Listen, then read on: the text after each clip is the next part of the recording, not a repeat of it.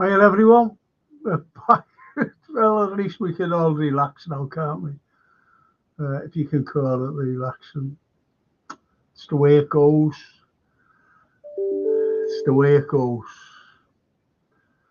To be honest, I thought we were all over them. First half,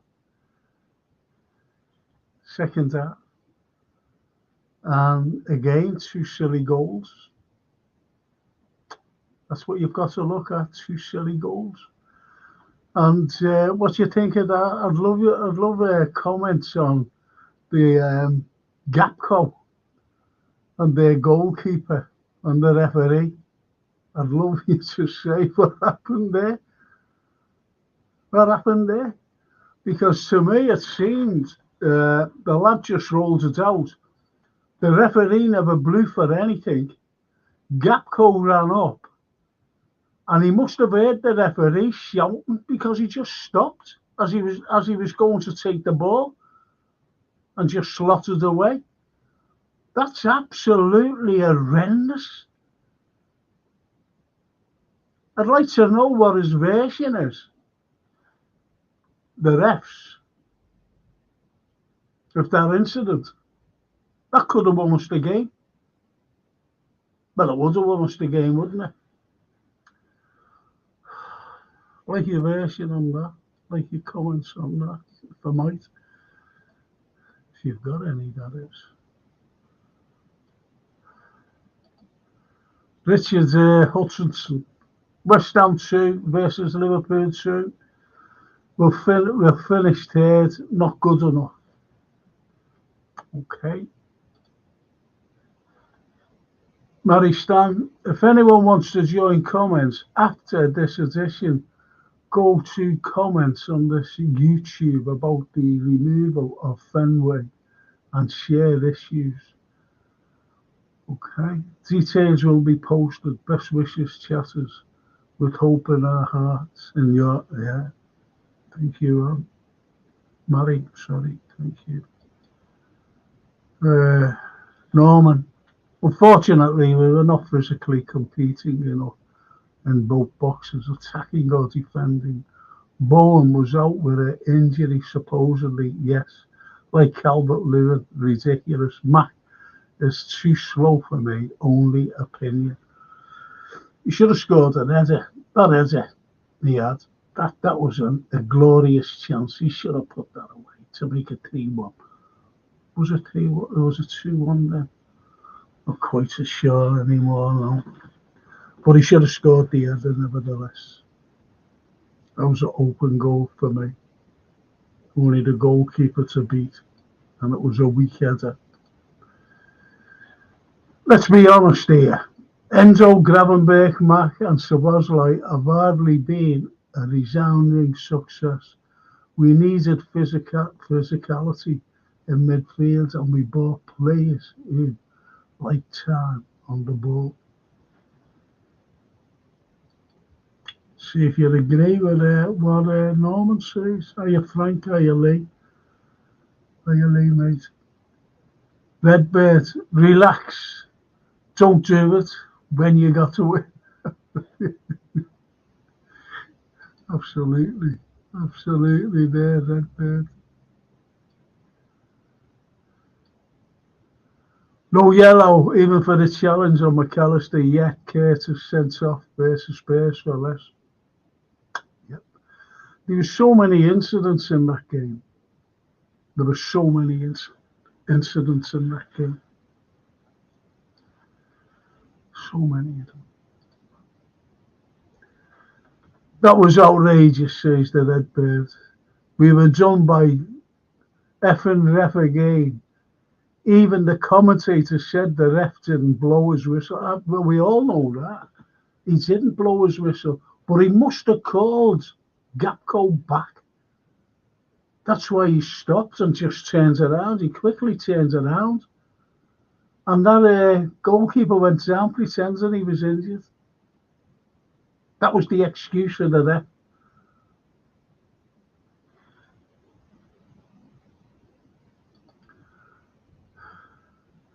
Neil Broderick, today's result hurts more and the last two, the fact that we should have kept the pressure on Arsenal, says Neil, and carries on by saying what's gone on with Klopp and Mo.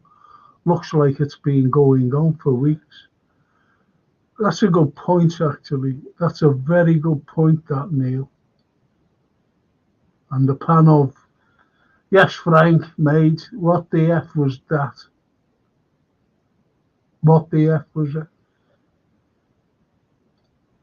CW, afternoon, Frank. Better performance than midweek, but no killer instinct from us.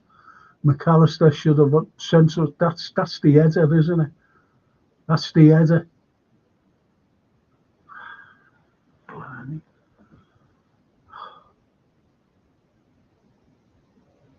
I couldn't get over that header. To put us 3-1 up, that was a kill the game, that. Definitely. And he carries on by saying Gakpo should have put the ball in the net. The ref was a cock up, yes. Yeah, but as I said, the referee shouted him back. He must have done. He must have done, because he just stopped in his tracks, turns around. When he was over the ball, he was going to play the ball. And when he stopped and looked around, that was it. If anyone shouts you, you've been out and someone shouts you, you turn around at the back of you turn around immediately. And that's what happened with him. And he's just confused. The referee was confused, and he was made up. He must have said to that goalkeeper, go down, sit on your butt and pretend you're injured. He must have done. He must have said something. He must have said something. The Redbird, what do you think about Arne Sloss, Frank? Klopp has praised him, saying he plays exciting football. I like exciting, but I want winning. I looked at his press conference. In my profession, I look at body language and facial expressions. If anyone praises anybody, now don't forget, he's not going to come out and say crap or no comment. You know what I mean? So he's not going to say anything derogatory. But you've only got to look at his expressions, his face. You've only got to look at his body language. That's all you've got to look at, lads. Because there was no smile when he said, oh, yeah, he's going to be good, this fella. Nothing. Not a smile. Nothing. And he's just like that. Yeah. Oh, he's going to be good. Think about it. He knows the score.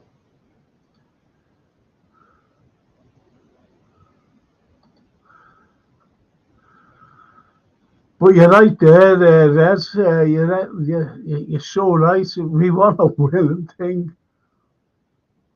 I wouldn't have brought him in. I'm being honest. That's my honest opinion. You can call me for anything you want, so I won't take any notice. But that's my honest opinion.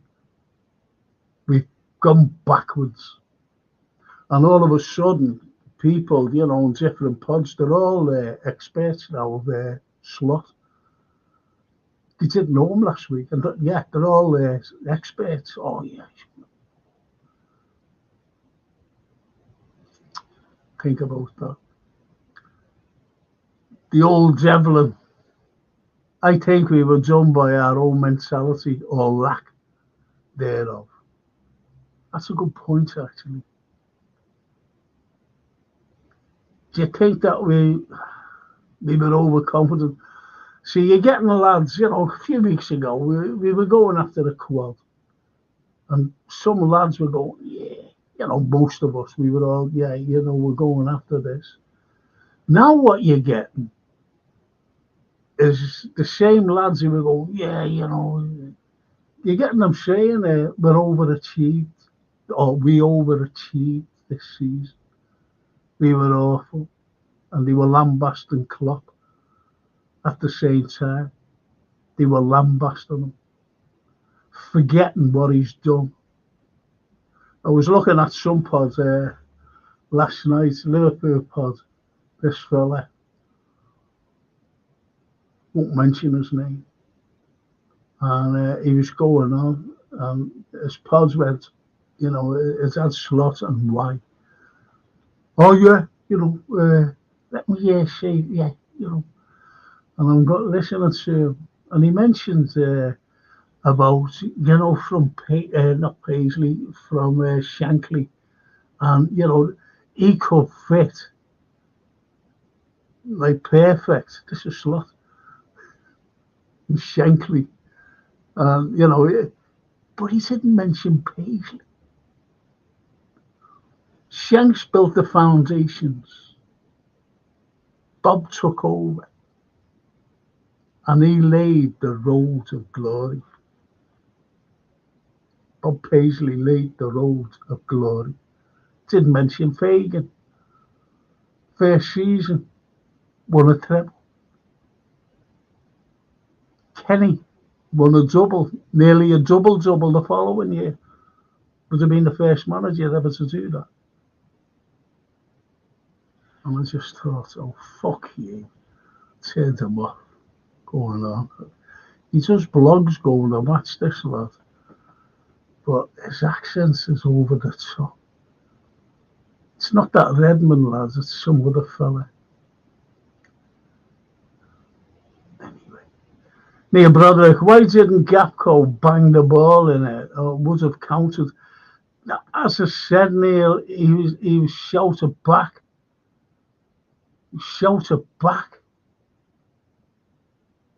And don't forget, what else you've got to take into consideration. If he shouted back and he played that ball and banged it in the net, he could have got booked. He might have been thinking, I'll get booked for kicking the ball. You get booked for that now, as you know. So all these have to come into consideration within that split second. Because when that lad threw the ball out, along the deck, Gapco was right there. And the referee shouted him back, I'm telling you, because he stopped in his tracks and turned. Now, if the referee was gone like that, play off, which he should have done, Gapco would have scored. Gapco would have scored. But the referee ran down, and he must have said to that goalkeeper, yeah, get on the floor. Pretend you're injured.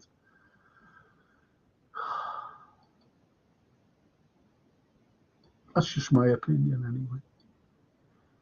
Norman, would anyone agree Diaz is the nearly man? I thought he was excellent today. He was my man of the match. He does a lot of good down the left, but the end product is always lacking again. Only my opinion. I thought he was man of the match. He's got a lot of energy, and he can beat a man. I think he's the only Liverpool player who can actually beat a man. And he showed it today. He showed it today.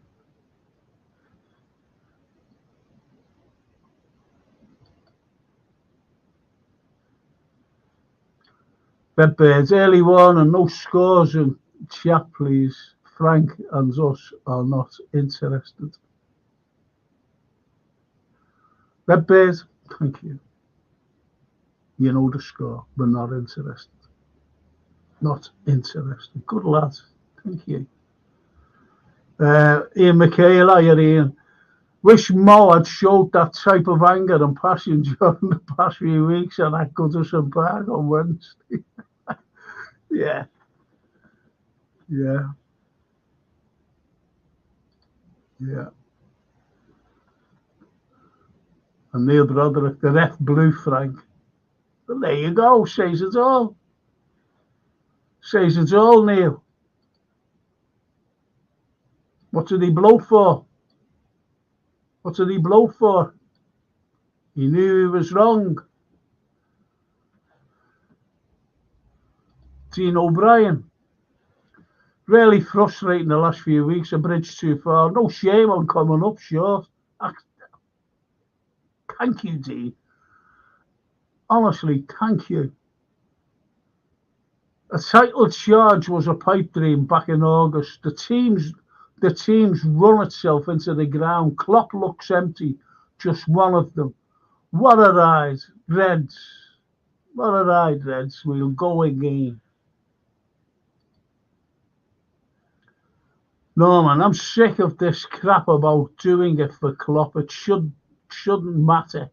You do it for the badge. Brilliant comment. Brilliant. And what that represents us. Managers come and go. We are always here. No one is bigger than the club, I say. Not you, no, Norman. Say that's right. No one is. Shankly said that. No one is bigger than the club. No one. Not even the owners. It's our club. It's your club, and it's my club. They're just employed, these fellas. They're just employed to look after it.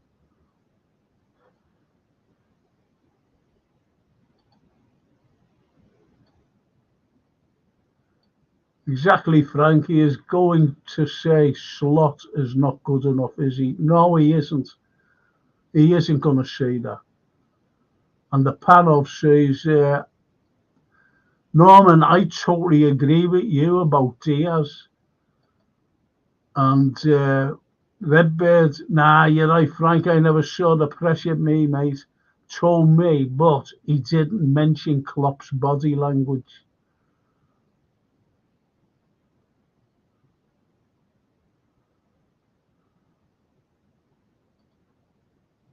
Pressure.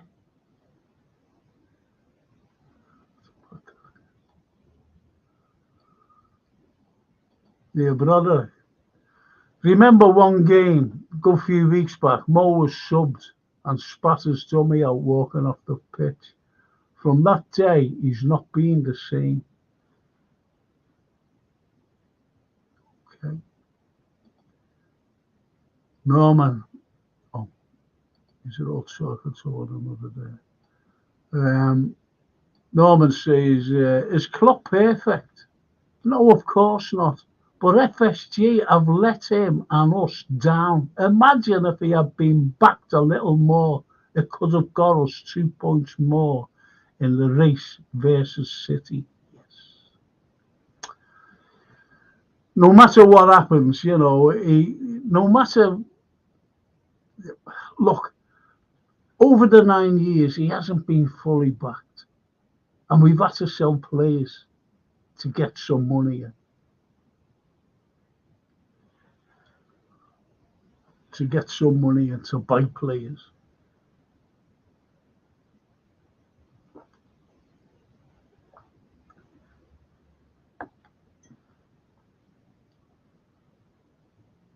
And there's a good point. Neil, brother, do you think Suarez would have stopped even if shouted? No, he would have just carried on and banged it in. This is what you've got to take into consideration. Lots of permutations. The permutations of Gapco. Gapco went for the ball. He went for it because he never heard a whistle blowing up. Because that goalkeeper threw it out and he must have been shouted back. Must have been. Where are you going? Come back. Because he stopped in his tracks and looked around immediately.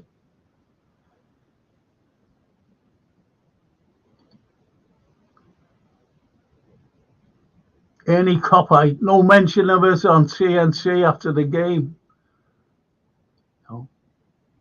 No mention of I never seen the game. I had to run in and get a shower.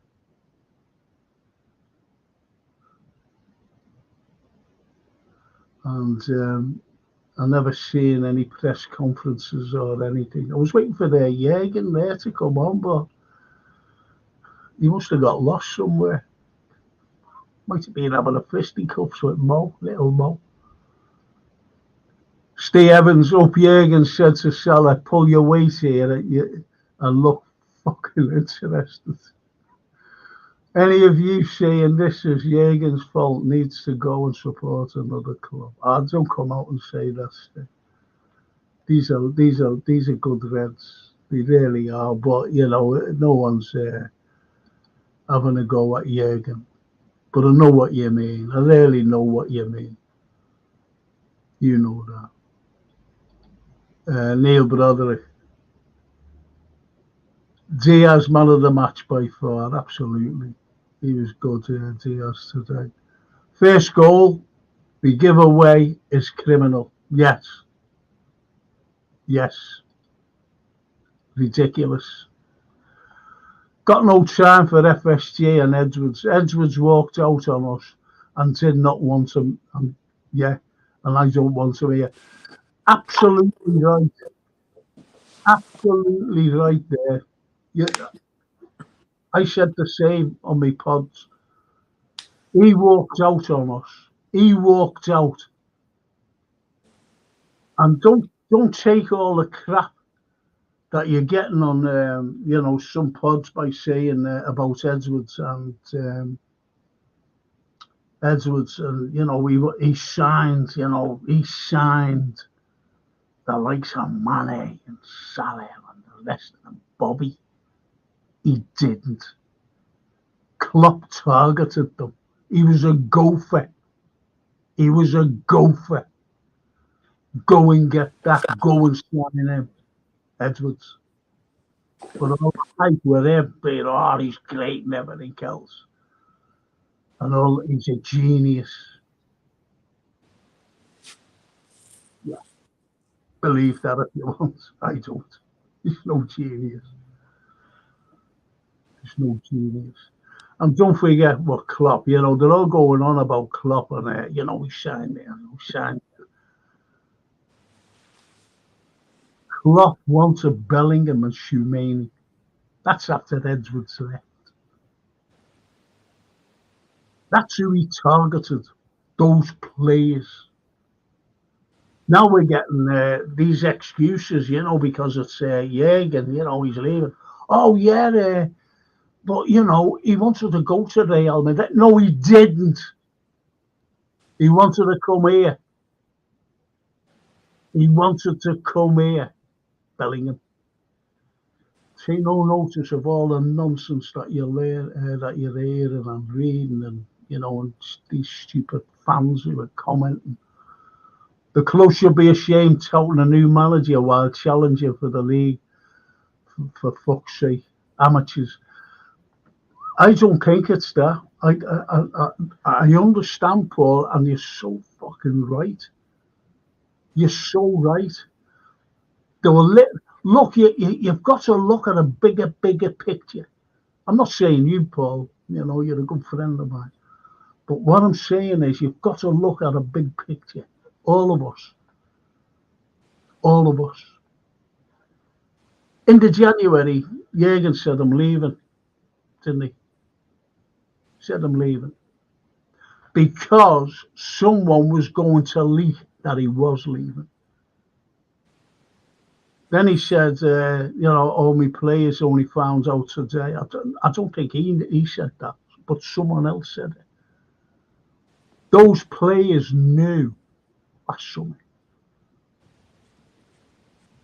last summer. Because Pep Linders let us out the bag by saying we knew Jurgen was going last summer when he was asked if he'd like to throw his hat in the ring to be the manager. And he said, no, I'm loyal to Jurgen. No, we're loyal to Jurgen. And Edwards is coming out with his big brush and brushing everyone out associated with Jurgen Klopp. Think about it. Please, just think about it. Tommy C needs at least 5 players in the summer. Tommy, I'm not being funny. I'm really not being funny. You're right. You are right. We do need these players. But you've got a big barrier. And that's the owners. The owners don't like spending money. This fella Slot, he bought 15 players. So who'll be made up with this? He bought 15 players for 30 million. Who'd be made up with that scenario? I'm not even going to fucking answer that. Redbeard, Panov, the players should be playing for the future instead of down and tools. You never know what's going on, though, Redbeard. You never know what's going on. They might be going, fucking hell's going on here? They might be, honestly, Daryl. Sorry, Frankie, I got no laptop or iPad now, still up the red. Elliot, terrible today. Diaz, Gatco played good. Bad defender. Bad defender. I forgot about the invisible man is Richard. I forgot about you, JK. I'm sorry there, mate. I'm sorry. What's your take on the game today? Control the whole game, possession-wise, but Sunday League defending again. 2 goals let them win. You know what I mean? Game should have been wrapped up again. It's like, come on, wrap it up. Yeah. What is wrong with you, 2-1 up, wrap that game up. Simple. If you want to win, might have a chance of winning the league. You know what I mean? Yeah. But for some reason, again, I think the whole Klopp thing on the sidelines with Salah, I think Salah wanted to start today. Yeah. That's like 2 games in a row he's been on the bench. That's caused some grief between them two. I don't care what anyone else says. Salah not starting for Liverpool is going to cause grief. And that's what's happened right now when it's the end of the road for that partnership anyway, at the end in 3 games' time. So for me, that is totally embarrassing. Again, just squandering chances and not just shooting, not taking that game and just say, no, come on, we've got to win this game today, But for me, Diaz, probably our man of the match. Yeah, we said that before, JK. We said, a few have said it. I said it at the beginning, man of the match, because he cries and cries. And he's the only player in that team that can actually take on players and beat them. And beat them. What would you go with this? What CW says here? I honestly feel the players have been briefed by club and agents. This has all gone wrong when Edwards and Hughes took control. What do you think? Well, how do I explain this one? Does Edward want Klopp to win the league this season? Did he want us to win the Europa League before he left? You could say no. Maybe because then, when he comes in, brings a new guy in, and he gives him some new players, and he goes and wins the league or starts doing well, they say, look at that. This Edwards guy is great. He's changed the whole thing, He gets paid by Liverpool, FSG, but we don't know what his intentions are. As soon as he came back just now, could he honestly say he wanted Klopp to win the league? We don't know that. No. So it's all gone downhill ever since that news came out. Klopp is leaving. Yeah. And I knew there and then, within the first 2 seconds, as soon as that conversation started, I knew it's not looking good. No. It's not looking good. Like, what are you doing? Like, who has told you to do that right now? And ever since that day, all you've got is people talking non-stop, 24/7 about who's the next guy coming in to be the Liverpool manager. Not how are we going to beat Crystal Palace, Everton, and bloody West Ham. Yeah. You understand my point? So the mindset is totally gone from the fans as well. I was thinking half of these guys bought Edwards and they do more Jurgen Klopp and Liverpool. Madness. It's like, come on, we had A month ago, we were in control of our own destiny. Within a month, it's all gone to pot, you know. I blame off-field things, and that energy is coming to the team, coming to Klopp. Klopp might be sad he's leaving, whatever it is. Something's gone on, and it hasn't been good for us anyway. Okay, Steve Evans says, I'm going to read this the way he's wrote it. Okay. Steve's a very good friend of mine.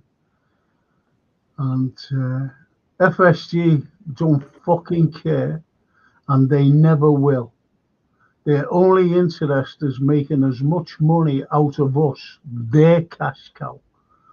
Anyone believing anything different is just deluding themselves.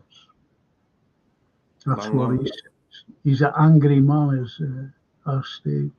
I think we're all fucking angry, to be honest. They made 600 million. They made Sorry? 600 million. Last season, they made 600 million profit. Give us 50 million to get a DM in January. Yeah. We would have wrapped that league title up. No problem. Well, we could have. We should have brought in Andre from Fulham. What's that? Fluminense, yeah. All that and them as well. We should have brought it, and because they would have allowed him to go. I know he was in a cup run with them till the January. Then the clause came about, so and it was cheaper. We should have brought him in the summer. We should have just got him in. That fella is Mascherano-esque type player. Absolutely brilliant. Brilliant. Never got him. And he could have done a lot of things as well. He could have done a lot of things. Norman, I have always felt Dutch are sulky and lazy. Gapco is far too casual. And now we are getting a Dutch boss. No Dutch has been success in our league as boss.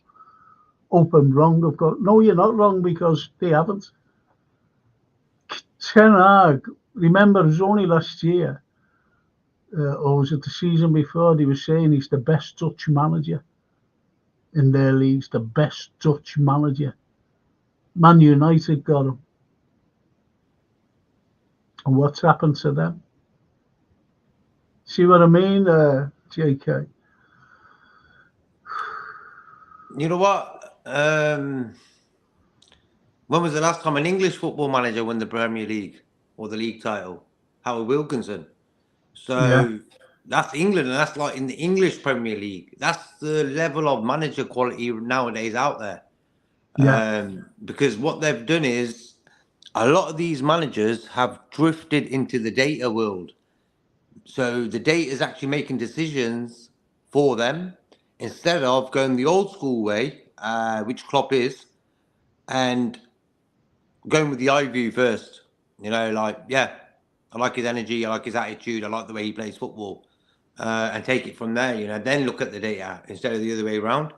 And I think these new and upcoming managers, they've got no choice because the club guys who own the clubs, they're doing the numbers, and they're going to say, "Hey, this is the way it is here," because it's the business now. Data's only come in because of business to make more money, buy players cheap, sell them up for more, for what you bought them for. It's a big time business, and I think sometimes in football, if you own a football club, you've got to want to win. If you don't want to, if you just want to participate, Liverpool is not the club for you. Well, you just like categorised us. I agree with you actually.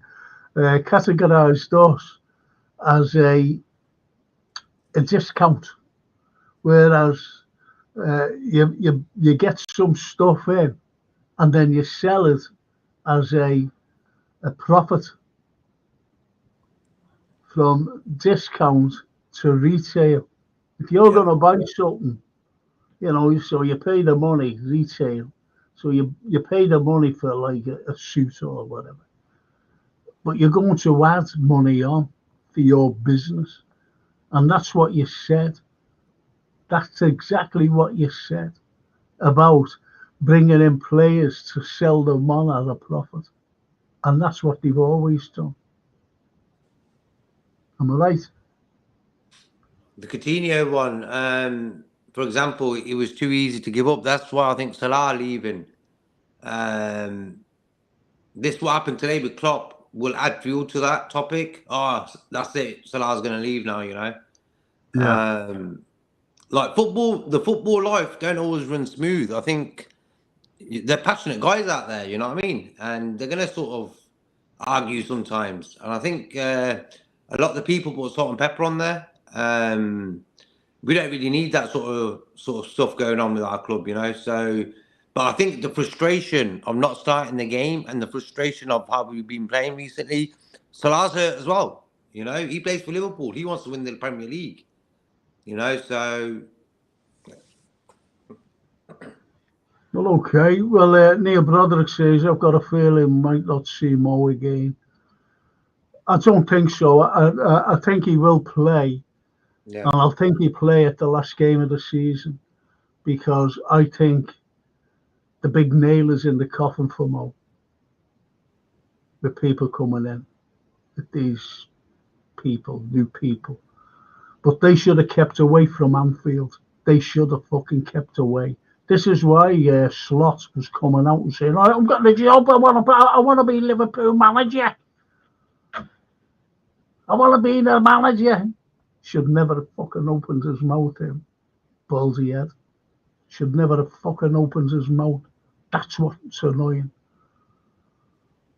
John Neal says 100 plus more shots than any other side this season highlights our problem.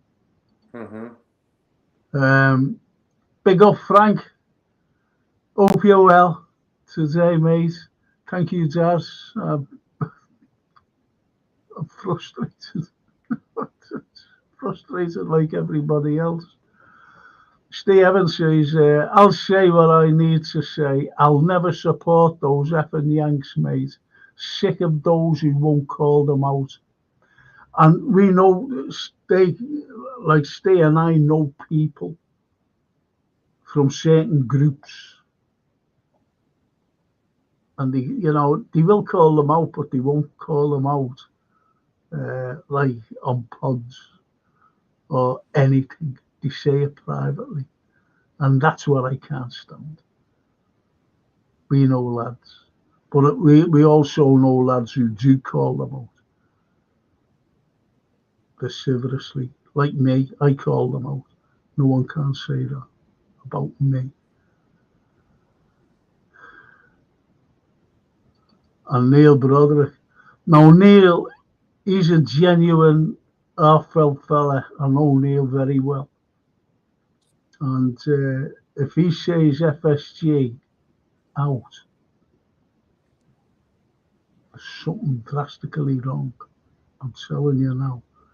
Because he's a good red. Season ticket holder. The lot.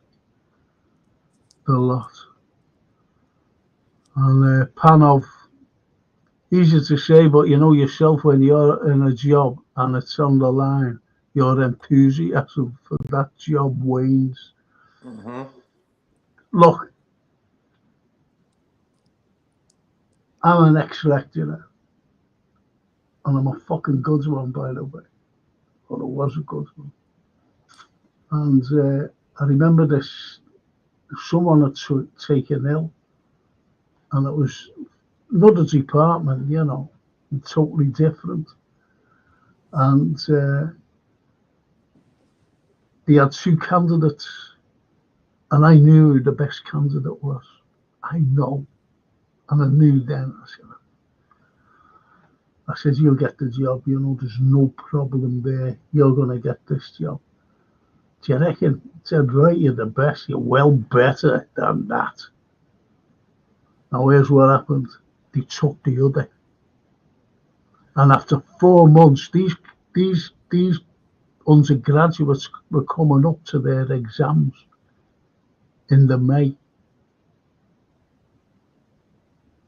And by the end of March, the students said, this lecture is useless.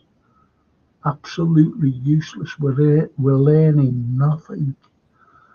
So anyway, this person who I said should have got the job at the beginning went in and saved all those undergraduates. She carried on. They sacked the other one and they brought her in. She saved them. She saved them from bad results in their exams, forthcoming exams. That's how good she was. Brilliant. That's the way I look at it.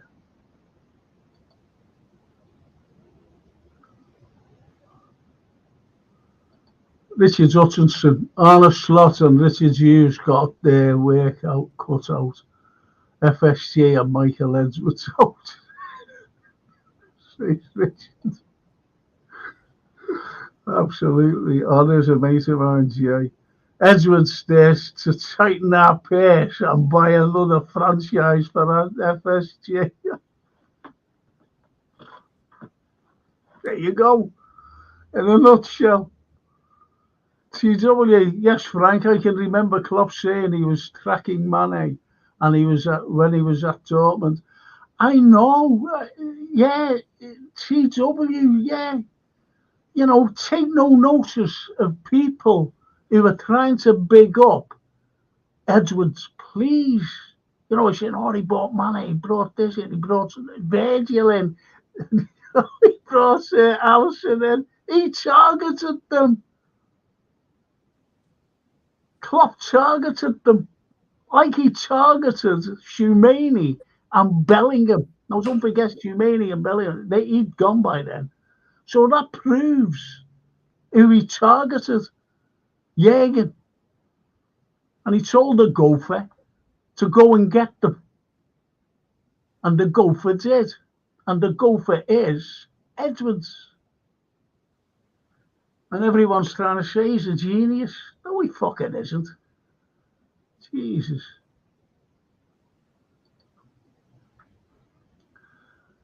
Edwards didn't sign the tea lady. If a lie is said enough times, it becomes the truth to the sheeple, says Redbird. I don't know whether that was Hitler or Goebbels who said that. And it's like Mark Twain when he said, a lie goes around the world quicker than you can pull your pants up. Great quote. And Anne says, no, an afternoon, JK, as does Daz. That's Daz. And I'm astounded, to be honest, says the Redbird. I didn't think the club would leak name of new manager while we still have Klopp. This is it. Give it the nail on the head. That's it. You know, yeah. Go ahead. It's like proper and professional. These guys, like, who told us that Sabotali's coming? No one knew. Boom, he was here.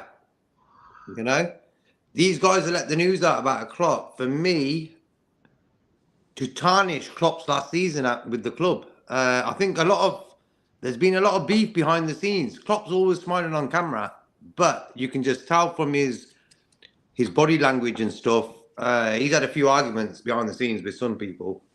He even argued with Salah today. The relationship we never thought would have an argument. So if that's happening, what's happening behind the scenes, you know? Not the Liverpool way to do things. The way we've let the news out about Klopp's leaving. Slot shouldn't have said nothing. When he's in charge of Feyenoord the other night, he should not be talking about no other club bar the club he's at, in my opinion. No. You know? And that is, for me, so unprofessional. Almiron jumping on a private jet to come to see the West Ham guys. Another ridiculous soap opera movement, you know? Come on. You're in charge of a club in Portugal. Your fans ain't going to really be happy with that. You know? You got a few league games left. It's like, there should be a law against that. When a manager is at a club, he cannot talk to another club until the season's over. End of story. because this sort of what's happened to us, I don't want this to ever happen again to us, where Slot might come in and be successful, and then all of a sudden he says he's going to leave, and they bring the news out like they've done with Klopp. It's going to upset us, you know. They should learn something from this, what they've done now and how they've done it. They should learn from that and not do it again. It's a big mistake they've made. Well, you know, with Klopp, you know, with his tenure here, someone put on a post, not on this, because I would have had murder, to be honest. But someone put on a post once that Klopp's wife, was always going over to Germany to see her grandson or whatever it was, you know, daughter, granddaughter, grandson, and until someone turned around and said, no, they live on the same roads as me, a few doors along, and she's always there picking up in a little red car the kids and going shopping. Never ever does she go to, the way some people are saying, to Germany, which again was a load of bollocks. That's what they go and see. So you see how it spins. That's what people do. Spins. Yeah. Spins the truth. It doesn't spin. It just tells lies, and they spin the lies. That's what it is. Spinning and lies make more money. Oh yeah, of course they do. do.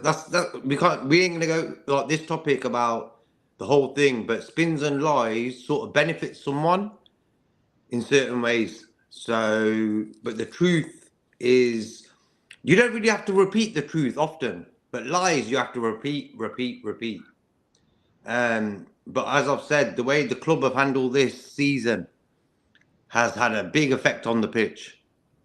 You know, big. Come on. You know what? Another thing, I remember about 4 months ago, every Liverpool fan was like, come on, end of the season, we're going to have a procession in Liverpool, maybe with all the trophies and stuff. And I think Liverpool fans have never been overconfident loudly. They've kept it sort of modest, you know, like next game's the next game, you know. But over the time, I've seen us getting a bit cocky. Not a lot of, not us guys, but some fans are, we're going to do this against these guys and this, that, and the other. And all of a sudden, Darwin is like the worst thing in the whole world. Like, he was hot going back a month ago. Before he got injured, that guy was on top of his game. And all of a sudden, he's not worthy to wear a Liverpool shirt. Something's gone on with him as well. He hasn't been right. Not a lot of info about the injury, but he doesn't look funny. He doesn't look relaxed and funny, and that energy about him, you know, strange. Him and Salah, weird that is, both of them at the same time when we actually needed them. Salah was having a go at Klopp before he came on. When he was having a go at Klopp, you know, Klopp went over to him, didn't he, and whispered something. And then when they were, you know, having a little tete-a-tete, it was Darwin who came in and went like that. You know, he must have said to Mo, listen, you know, they'll fucking, you know, leave it out. Yeah, I think Salah was talking to Moisey, I think. Yeah. That's what happened there. I think Salah was talking to Moisey. Klopp got a bit peed off about it. I can understand that. Why are you talking to the opposition boss? We've got a game to win here. You know? When he goes around hugging the opposition players. And I don't find that at all. Edwards was flirting with United for weeks. They are welcome to him. I can't understand the fanfare over him, says Norman. Carries on and says, how does it feel though? Gravenberch and Diaz played well, but Diaz lacks that finishing touch. What do you think about that particular comment there? Quickly, what Norman says. Yeah, for me, Diaz probably played the best today. He does lack that finishing bang. Ball control, top class. He's the go-to guy. When you got pressure, give him the ball. He'll keep it. Gravenberch, for me, should have played the Everton game. He played well today, Gravenberch. Good to see him and Gatko. Our Yeah, fans he were did. dissing them two guys. You No. know, when we were on top of our game, Yeah. everyone was like against Gatko and Gravenberch. Gatko and Gravenberch have actually stepped up. It's the other guys who haven't in the last few games. No, you're right. I thought he was well. Oh, there's Daryl there, look. Didn't deserve to start, JK. I don't know Salah. Oh, Salah. Wackers Ahmed. He says, I hope you're well. I think a big clear-up is needed in the summer. This team reminds me of that five-star Milan team after the 2005 Champions League loss. To us, they had aging players and lost pace. So this team reminds him of the AC Milan team going back to 2005. Norman says, in both boxes, how many times do we need to win the second ball? Not enough aggression. Attack the ball. What did you think? What did you think of? What did you think of? What's his name? Elliot. Did you see that cross-field pass? And how many times Sabozlai was guilty of it, and so was young thing today, young Elliot. What did you think of his performance today? Not great, but for me, he's just the in-between guy. Gets the ball, passes it on. Gets the ball, passes it on. He's the only guy who really does that. So, Yeah. but for me, I reckon he's come on leaps and bounds this season. He's impressed me. He's got the right attitude for me. We look better today with him in the team. But he wasn't great. He hit the bar at the end. If that dipped a little bit more, we got the winner there. You know what I mean? So yeah. But I think attitude-wise, he's got the right attitude. I think he should have scored in the first half, though. And he hit it in the side net and coming in from the right. Yeah. That was a clear-cut chance. That was a clear-cut chance. Should have put us in the league there. Fear for Diaz performing week in, week out, says Daryl. He puts a shift in there. The Panov says Salah deserves the bench, though. He's done nothing to prove otherwise over the last 7-8 games. That's what he says. And no one's arguing with you there, Panov. Steve Evans. Doesn't matter who you are. If you're not pulling your weight in games, you get benched. Sort your head up. Move on and play for the team when you get back instead of being me. And that's our Steve for you. Whoever is on the Edwards train, get off it. I'm certainly not paying my fare. Says Daryl. The bunkers. Since United game, we've been poor.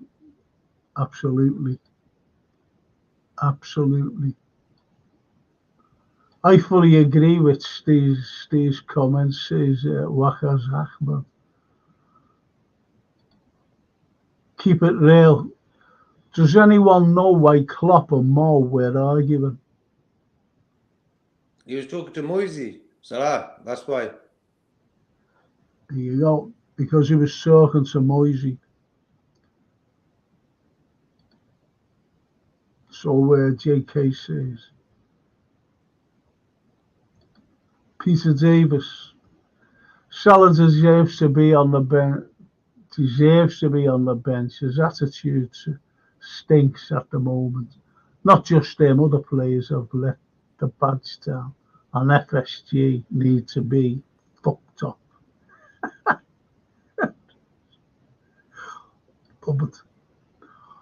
Love it. Steve Evans.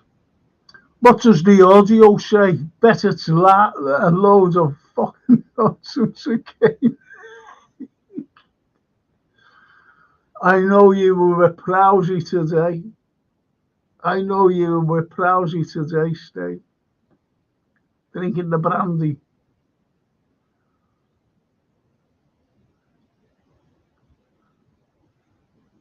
Darryl says, Salah thinks he's too big for Klopp. Sylvia's mother, what does she say? It's not she, is it? Everyone wanted Edwards. Fans were rejoicing when he came back. Nobody else wanted Andre Grindadi. Can't be that good. Yeah. Okay. Rejoice, rejoice. Hate that. I hate that terminology because it reminds me of Thatcher. Rejoice, rejoice. Never forget it. All right, Peter. Klopp said, Mo, you're crap, mate. Nah, only messing, mate, says the panel.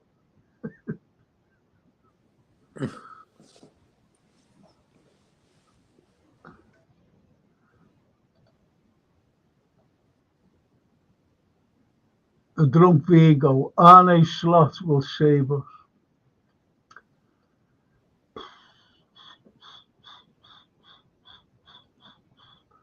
Don't be sad, Frank. I think you'll be sad in a year's time, mate. Keep it real. I think Klopp didn't like Mo joking around with Moyes when the West Ham scored. It looked like, yeah. Mm-hmm. The secret to life is to buy low and sell high, says the drunk Beagle. I think that's that's our owners. And the Redbird business in gold digging tossers are ruining our beautiful game. Yes. Yeah, football is ruined. It's going to get worse. It's like you can just see, like VAR, for example, waste of time.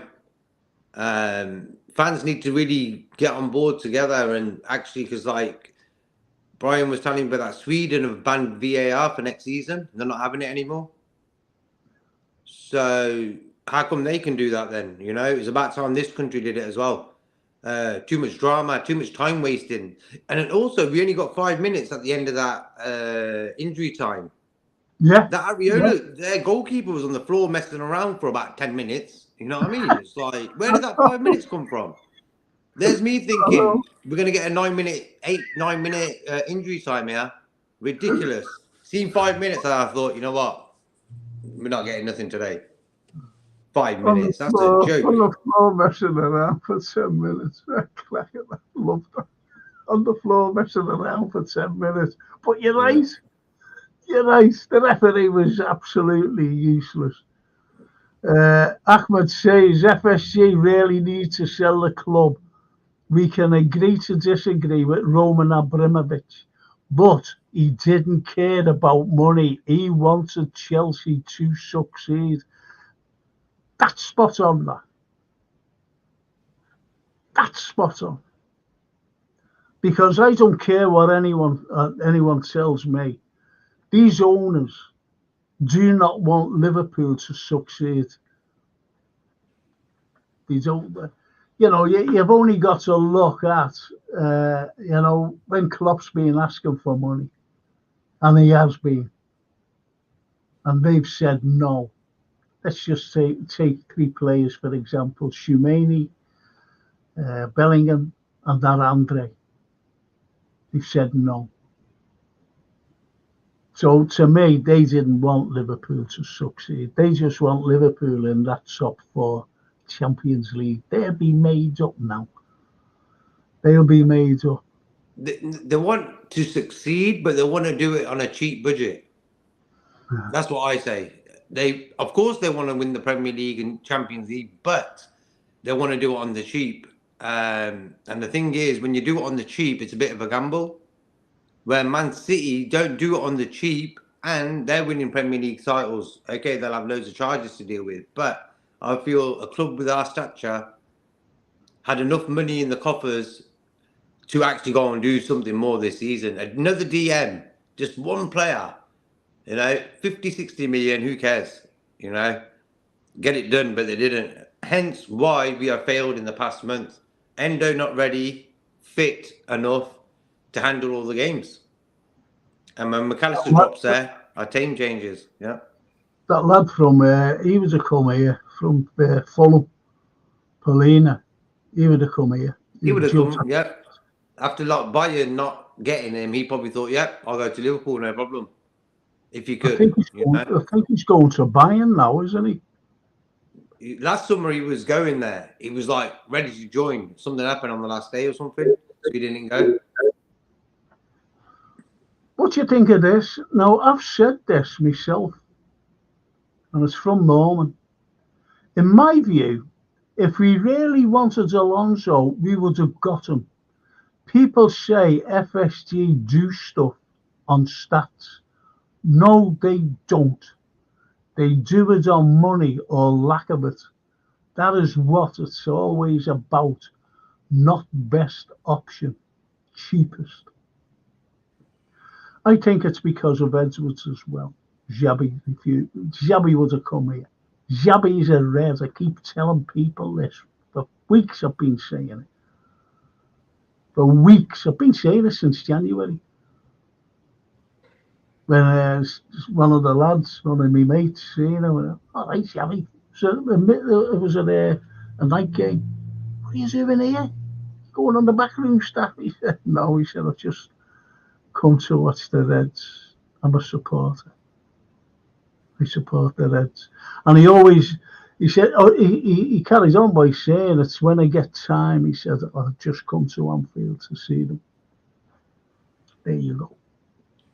I'll quickly give you an example of FSG in that way, where before they got Klopp in, if they had the option to get Pep or Klopp, they would still go for Klopp. Because why? He's not going to expect big funds. And same with Alonso and, say, Salah. Alonso has stature in the game already. So it's going to be a bit harder to deal with him than a guy from Holland who's actually been thinking he's won the fucking lottery, like Liverpool being linked to him. You know what I mean? So he's going to be easier to handle. And that's how these guys, they want guys who they can handle financially. You understand? And Pep Guardiola wouldn't work for them type of guys because he wants to spend $250 million on a defence. Yeah. And they're not going to do that. So and what they do also is it's a bit of a hope thing as well with them guys with the data. The data says this, that, and the other. And Edwards has got it right a few times with certain players, But for me, if you're in the football world, like Virgil van Dijk at the time when he was at Southampton was an up-and-coming centre-back. He was good. Klopp would know that. He's not like Klopp lives in the forest somewhere. He don't know anything about anything. You know what I mean? I'm thinking, come on. If I'm a football manager at Liverpool, I want a centre-back. I'm going for Virgil van Dijk. I don't need Edwards to tell me that. So I think sometimes the info that comes out around the world about Liverpool Football Club is twisted, and you got to look logically about it. Which manager wouldn't want Virgil van Dijk? Come on, best centre back in the Premier League ever. Yeah, absolutely, absolutely. Keep it real. I've been banging on about getting kudos in his replacement, but he didn't go. But he didn't do it all today. Very quiet. Let's keep it real. He wanted to be nice to us before he came to us. Yeah. You know what I mean? You don't want to upset the fans. Frank gonna drive most of the airport. If I was on about kudos before he even went to West Ham, we could have got him from Ajax. It was like a no-brainer. I was saying it all the time. Get kudos, and he played great against us, but he's a player. He would have fitted in perfect with us this season. We didn't do nothing there, so. Redbeard says, come on, people, show the love. Give the guys a like. It will be appreciated. Thank you, Redbird. Thank you. Thank you. Appreciate that. And Jazz says, Redbird I have. Thanks, Jazz. Thanks, Ray. Redmen TV are in FSG's back pocket. I can't stand them. Or FSG, says the Redbirds. Of course they are. Of course they are. You know, and people take notice of them and they go, oh, they must be good, these, you know, they must be good. You know, I'm talking about the owners and I'm talking about Edwards and, you know, they must be great because they said it. Piss off. Get out of it. Panov. Frank, that's a bit unfair to Slot. For all we know, he could be the next big thing. Who else is there to take over from Klopp? There's nothing to presume Amarim is any better, to be fair. Okay, yeah, well, it's just your opinion, Panov. Honestly, I've got my opinion. I really have got my opinion. Listen, mate, we want the best. We want the best. If I go out, for example, and I'm going away, and I want some gear, I've got gear there. Still got the labels on. I buy the best. Don't take, you know, but I do, I buy the best. I've got a coat from Italy, 30 years old. 30 years, and it's brilliant. It's still quality. Because you buy quality. You buy quality. This is what Liverpool needed, quality. Liverpool got quality when we signed Jurgen Klopp. When we signed him. We got quality from Shankly to Paisley to Fagan to Kenny when Kenny became player manager and he won the double. And he could have won it. Just unlucky the following season in the last game at Anfield when we got beat 2-0. And that Michael Thomas scored the second. If he wouldn't have scored the second, we would have been champions. So you see, you buy quality. Then, Houllier, after Houllier did all right. Houllier did okay. But he wasn't that resounding success that we needed. And then we brought in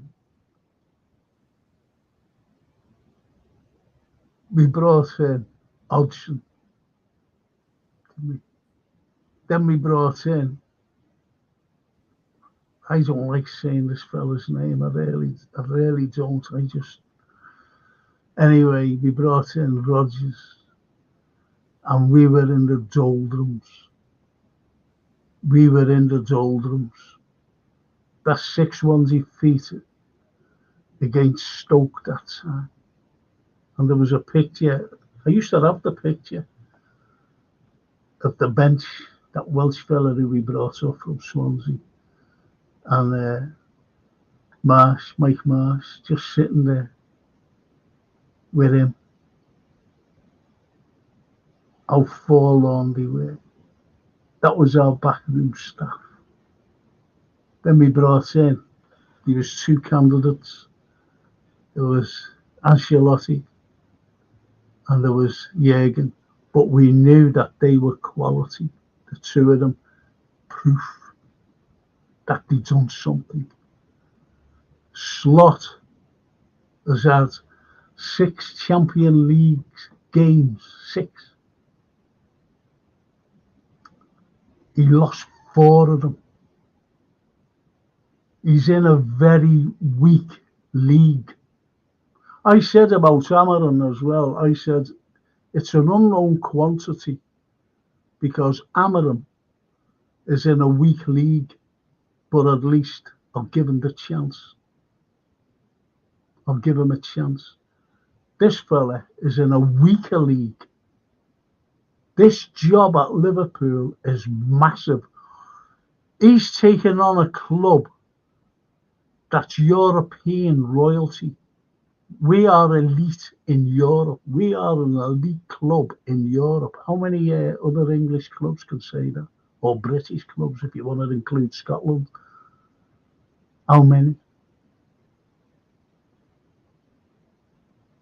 And he's coming in to take over this club. He's only been in the job for 5 years, and one of the podders said, Virgil must know him. No, he fucking doesn't. He's only been in the job for 5 years. Why would he know him? Because he's Dutch. Absolutely ridiculous. TW, think about this one, boys. Can you have one of these playing in the middle of the park this season? Souness, McMahon, Gerrard, all leaders, fighters and winners. I'd have the three of them. The three of them. Every one of them were fighters. And if you was have had like not a fighter, but a great goal scorer, a great midfielder, I would have had Terry McDermott. He would just slaughtered that. The amount of possession we had, but we were playing good football. But the unfortunate thing is we missed so many chances. Missed so many. And that incident with Gapco and the goalkeeper and the stupid referee. And, when McAllister was injured, there was no, that should have been a red dot. Nothing was done. VAR wouldn't pull it back. It was horrible. Could have broke his ankle. I know these need to give Arne the chance to slot in. Says keep it real. Well, as I said, it's all opinions. But, don't be like a little bit saying these. No, that's not right. Some reds, you could have said, need to give.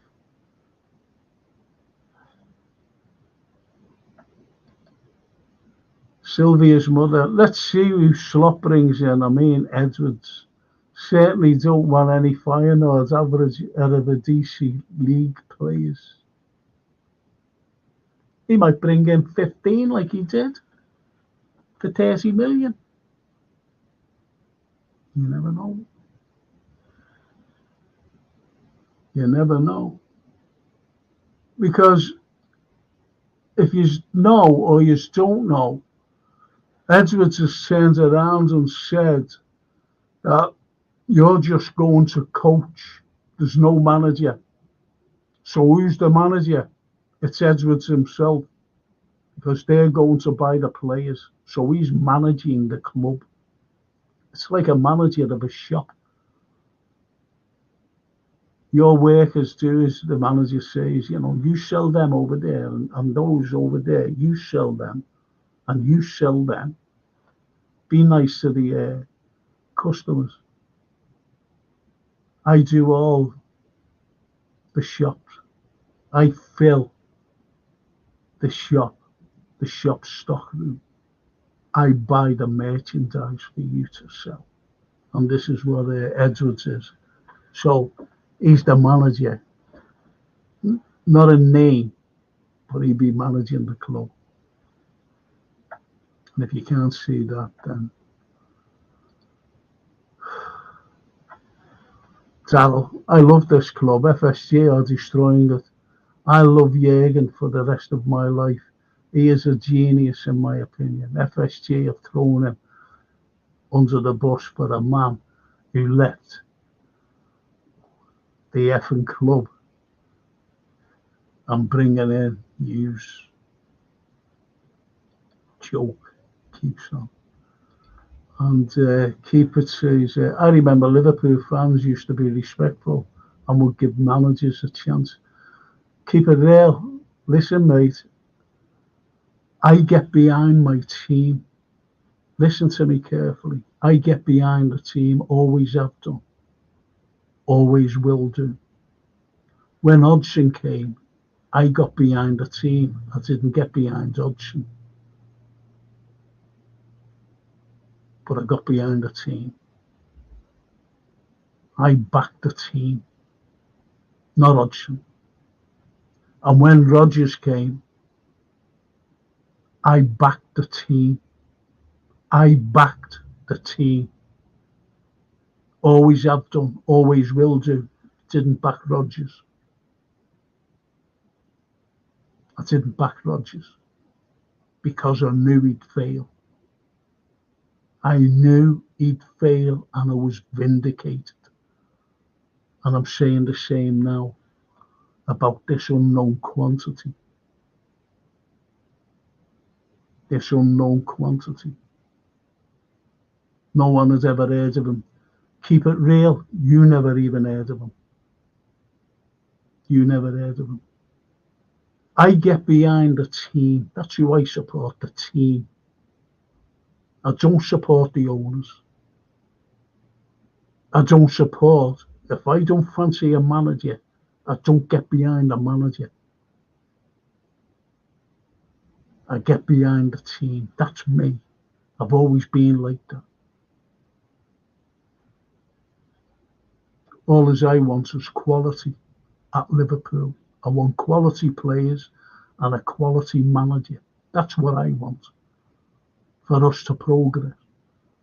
And quality owners who puts everything on the pitch, invests on the pitch. That's what I want to compete.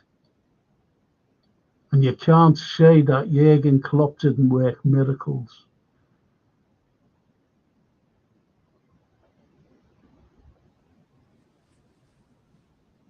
But the way some fans are acting, it's like the guy's doing nothing, you know? Yeah, I know. I know. Think about the guy, look at Chelsea, they spent $1 billion within a year. Yeah. Imagine being Potter or the guy Pochettino who's there now. Imagine being them guys, you know? They beat Everton 6-0 Chelsea, and then they go and get battered by Arsenal 5-0. We don't get battered, you know. I think that Atlanta 3-0 was a weird day, that was, and I think it hasn't been right ever since that day. But all in all, you've got to be thankful for what Klopp's done on the budgets he's had. It's like Arteta's spent more than him, you know, and that's just to keep up. That's not to go out and win the Premier League or whatever. That's just to keep up. That's what the modern day football world is now. You've got to spend nearly $1 billion just to keep up, and that's mad. You know, so much money wasted in the game, transfers, this, that, and the other, and the players' wages. But they'll make their shirts expensive and the seats to buy a ticket more expensive every season. You know, I always say the customers, the fans will be paying for all these high wages for players. Some of these guys don't deserve them wages they're getting. You know, ridiculous. Yeah.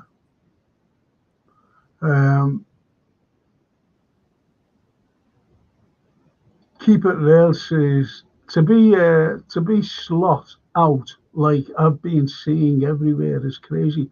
I'm not saying slot out. I haven't once said slot out. Not once have I said slot out.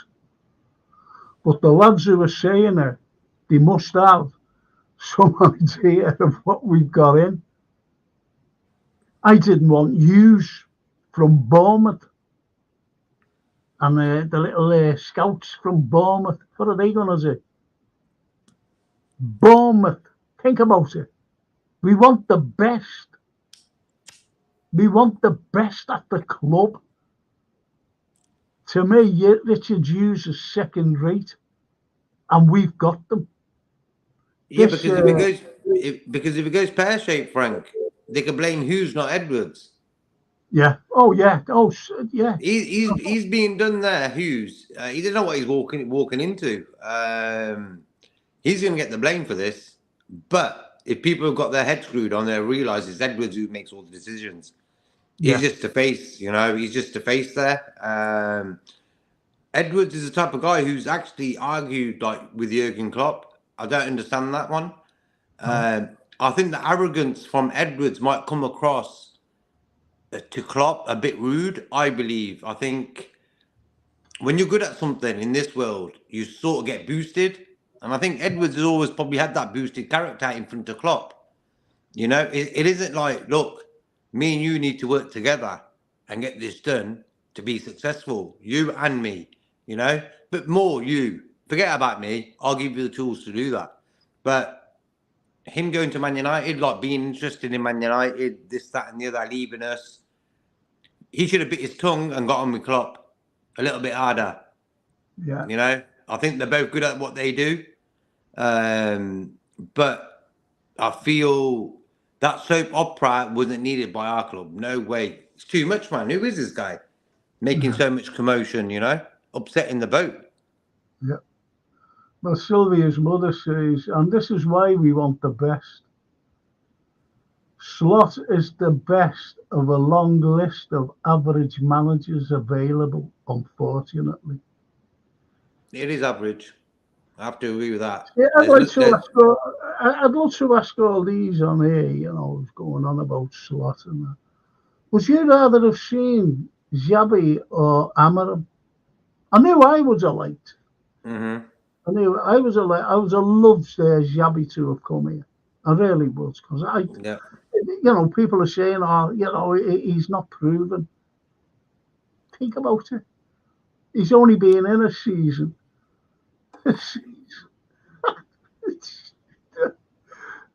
Yeah, but he's got football pedigree. He's got something. He's only been in a season. If he'd have come to Liverpool, he knew what he would have been doing here. But, you know, if he ain't getting him or Amarim, I would have gone and trying off Simeone, Inzaghi. Yeah, from Inter. Unbelievable manager. Yeah, I would have got him. So, you know, there's managers out there. There's managers out there.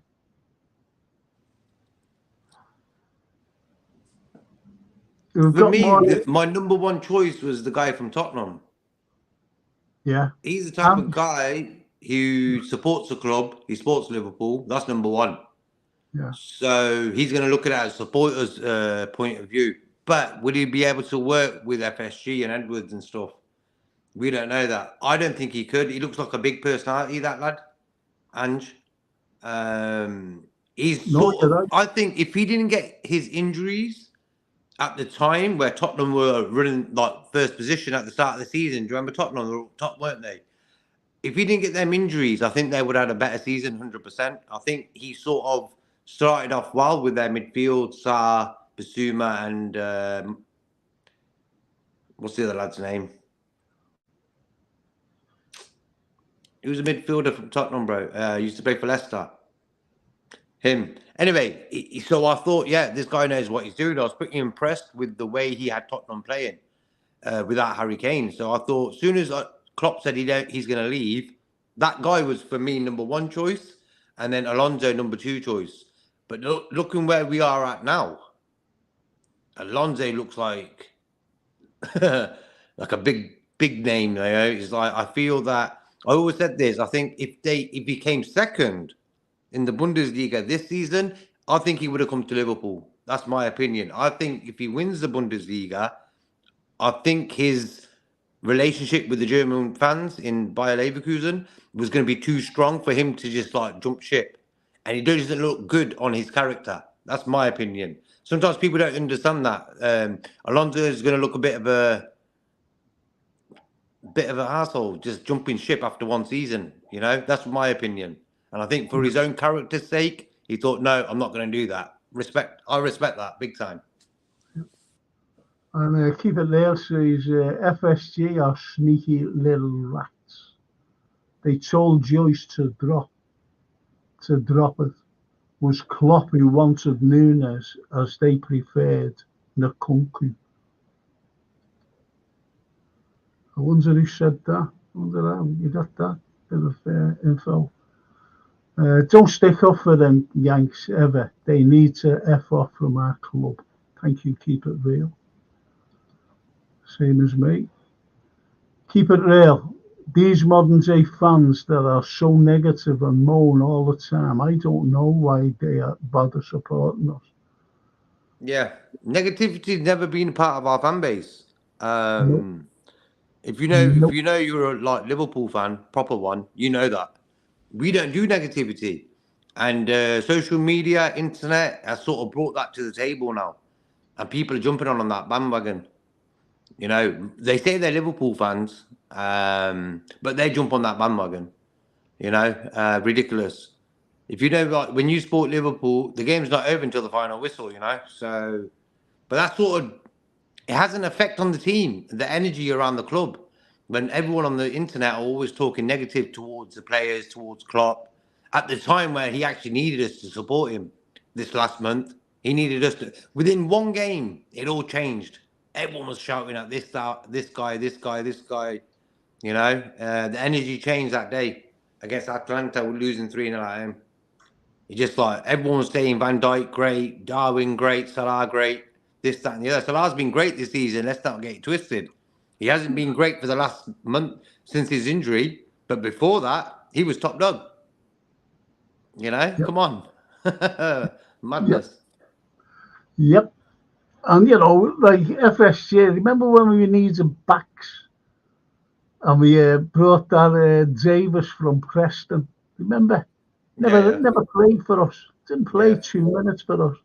Went to And Rangers. Kabak. That's Yep. how they invested in the club. That's how they invested in our club. I agree, Peter. No one thought Klopp would be. No, I did. I just said that before. I Oh, I said that know. before. There was I know. only two. There was only two candidates worthy of taking over our club. One was Carlo Ancelotti, and the other was Jurgen Klopp. Proved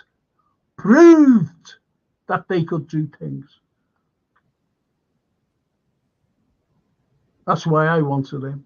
Or Ancelotti would have made no difference to me if we got either or. And I was proved right. I was proved right with Hodgson. We wouldn't win zilch. I was proved right with Rodgers when I was vindicated. I said it. We will win nothing with him. I've been following Liverpool since the Shankly days, people. I know good managers and I know bad managers. Why did we go after Slot? Why? And people are saying, oh, yeah, you know, they've all become experts on it. They didn't fucking know him a week ago. And all of a sudden, oh, yeah, no, it's great. Oh, you want to, they've got all tactics up and everything. Putting these things out, this is the way he made. This is his system. Look, great. Okay, now, use that great. We could have done with him today.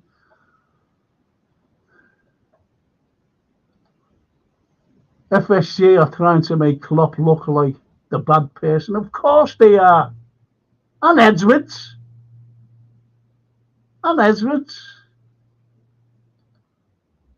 Pure toxic behind the scenes, JK. 100% lads. Please keep it real.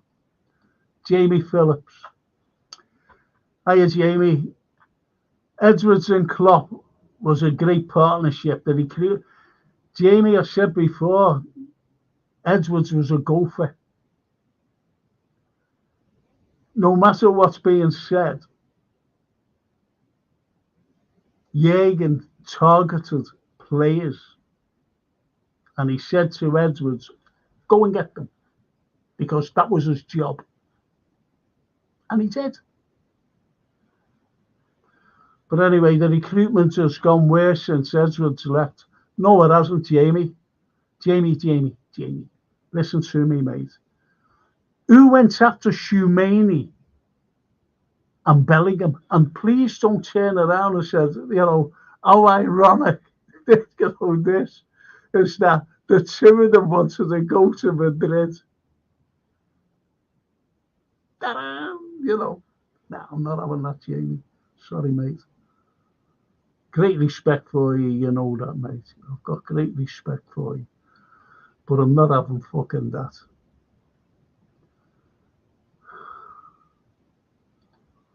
And I was impressed with Gravenberg. Says keep it real.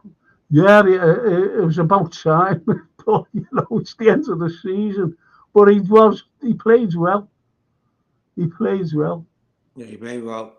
Yep. And Michael Parry says, you lost the league at... Oh, no.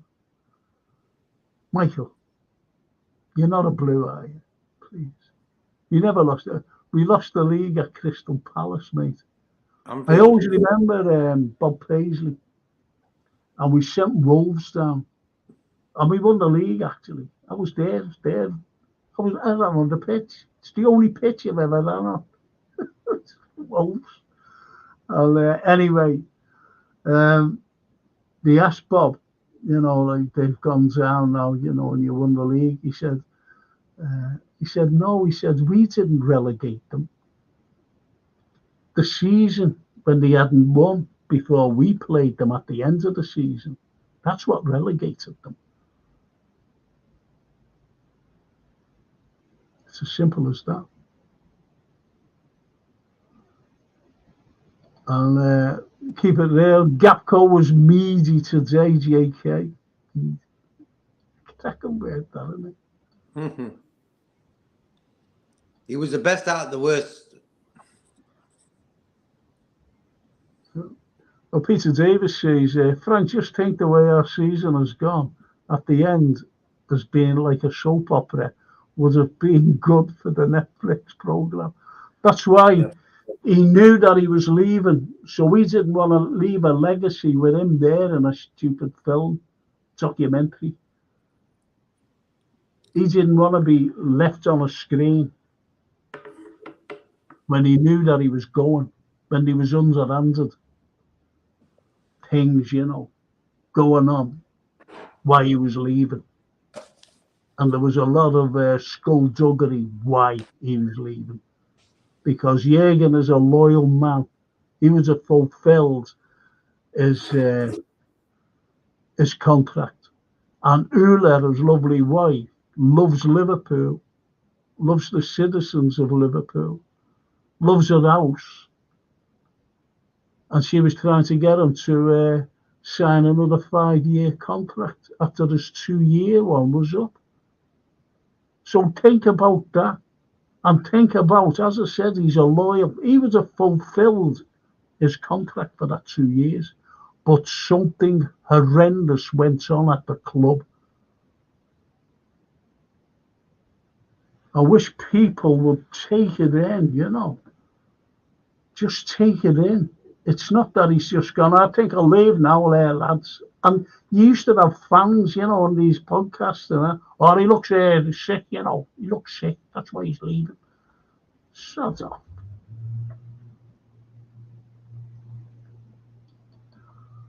And Panov says, to be honest, Frank, I think there's a portion of our fan base who jumped on the Jurgen Klopp heavy metal, exciting football that we played, and they are the most toxic. Yes, they are. They are, Panov. They are. I only bother with Jamie Phillips's podcast. That's all.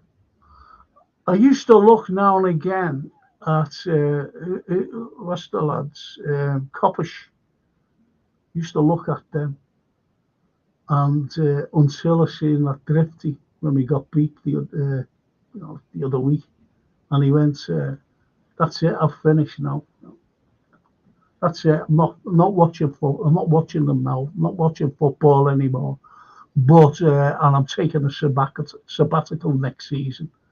That was it with me. I just was, oh, fuck you, mate. That was the end. That was the end of me popping into them. There's 4 Irish lads who were good. They used to be called the flat back four or the fat back four or something. They're all right. But they changed their name to something else, which I don't remember. Forget Kudus, not a patch on Diaz. On today's evidence, says Sylvia's mother. Yes, thank you. Jamie, he walked out on this club. Of course he did. Anyone who walks out on us, they can fucking stay out. That's as far that's me. That's me.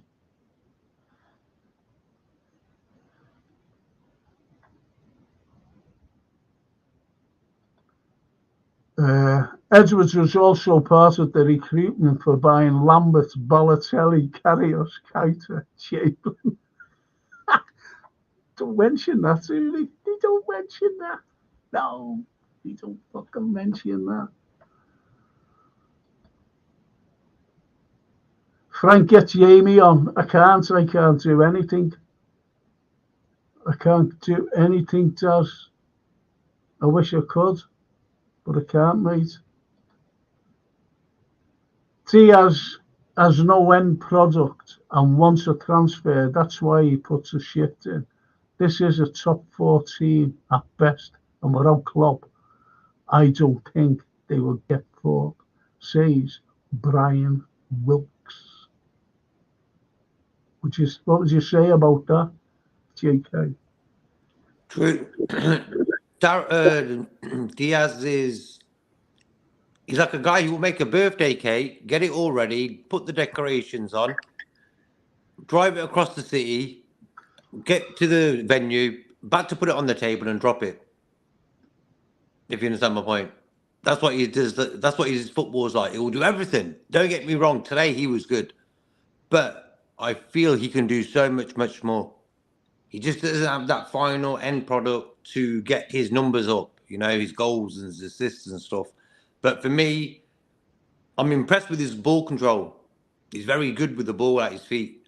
But I feel he can be a bit more adventurous with that, But I've been impressed with him. He's probably been one of the only guys in the last months who's actually just doing what he needed to do, He could have done more by goals and stuff, but he's tried his hardest. Maybe he wants to move higher wages, God knows, He's on 20. He takes 25 grand a week home after tax. Yeah. So when you look at the real world we're in, 25 grand a week for a footballer is a joke. Of course it is. Who gave him that contract? The owners gave him that contract. Come on. Yeah, the owners, yeah. Gave Milner like 180. Yeah. And ended up giving Diaz 25 grand to take home. It's ridiculous. Well, Mane wanted the same wages as Milner, yeah. Ginny wanted a rise. He was on less than 100 grand. Ginny Wijnaldum, a stalwart of Liverpool, a lad who got us to the final. That's all he wanted, a rise. They let him run down his contract. He said, "You're not getting one, mate." Have you noticed, though, no one really talks about how many players we let go by letting their contract run out? Yeah. We've done it all the time. And I'm thinking, if these guys that are so astute with money, they would make sure that don't happen, that they might get 50% of the fee they've initially paid for a player. I thought they would be really sharp on that. Look how many players we let go last summer. Ridiculous. Absolutely. And Sylvia's mother says, Frank, will you still be supporting the team next season, but not the management unless he gets a week? Honestly, as I said, I support the team, always have done, always will do. I'll reiterate what I'm saying. I don't trust this fella. I don't trust the appointment of this man. I hope I'm wrong, but I can't see it. I cannot see it. But I will support my team. I have done for 60 years, supporting the team that I love. No one is more passionate than me. Nobody. I don't care who they are. I used to queue up for tickets from a young lad. My feet fucking freezing. I used to go. We used to queue up, and people, the older heads like me would remember this. We used to go along to Anfield to queue up at 2 and 3 in the morning and stand there till the next morning, till 9 o'clock, until the turnstiles open to buy your ticket. We used to go home fucking freezing, feet like ice. And don't forget, these were tickets for cups. And the cups are always played in the winter, as you know, leading up to May. That's what I used to do. And my little mates. That's what we used to do. And I always remember someone saying a couple of years ago, that's what I was over. And I put a comment on someone, I don't know who it was. And they told me to go and support another club. I was plastic, with this famous plastic stuff, nonsense coming out. Go and support another club.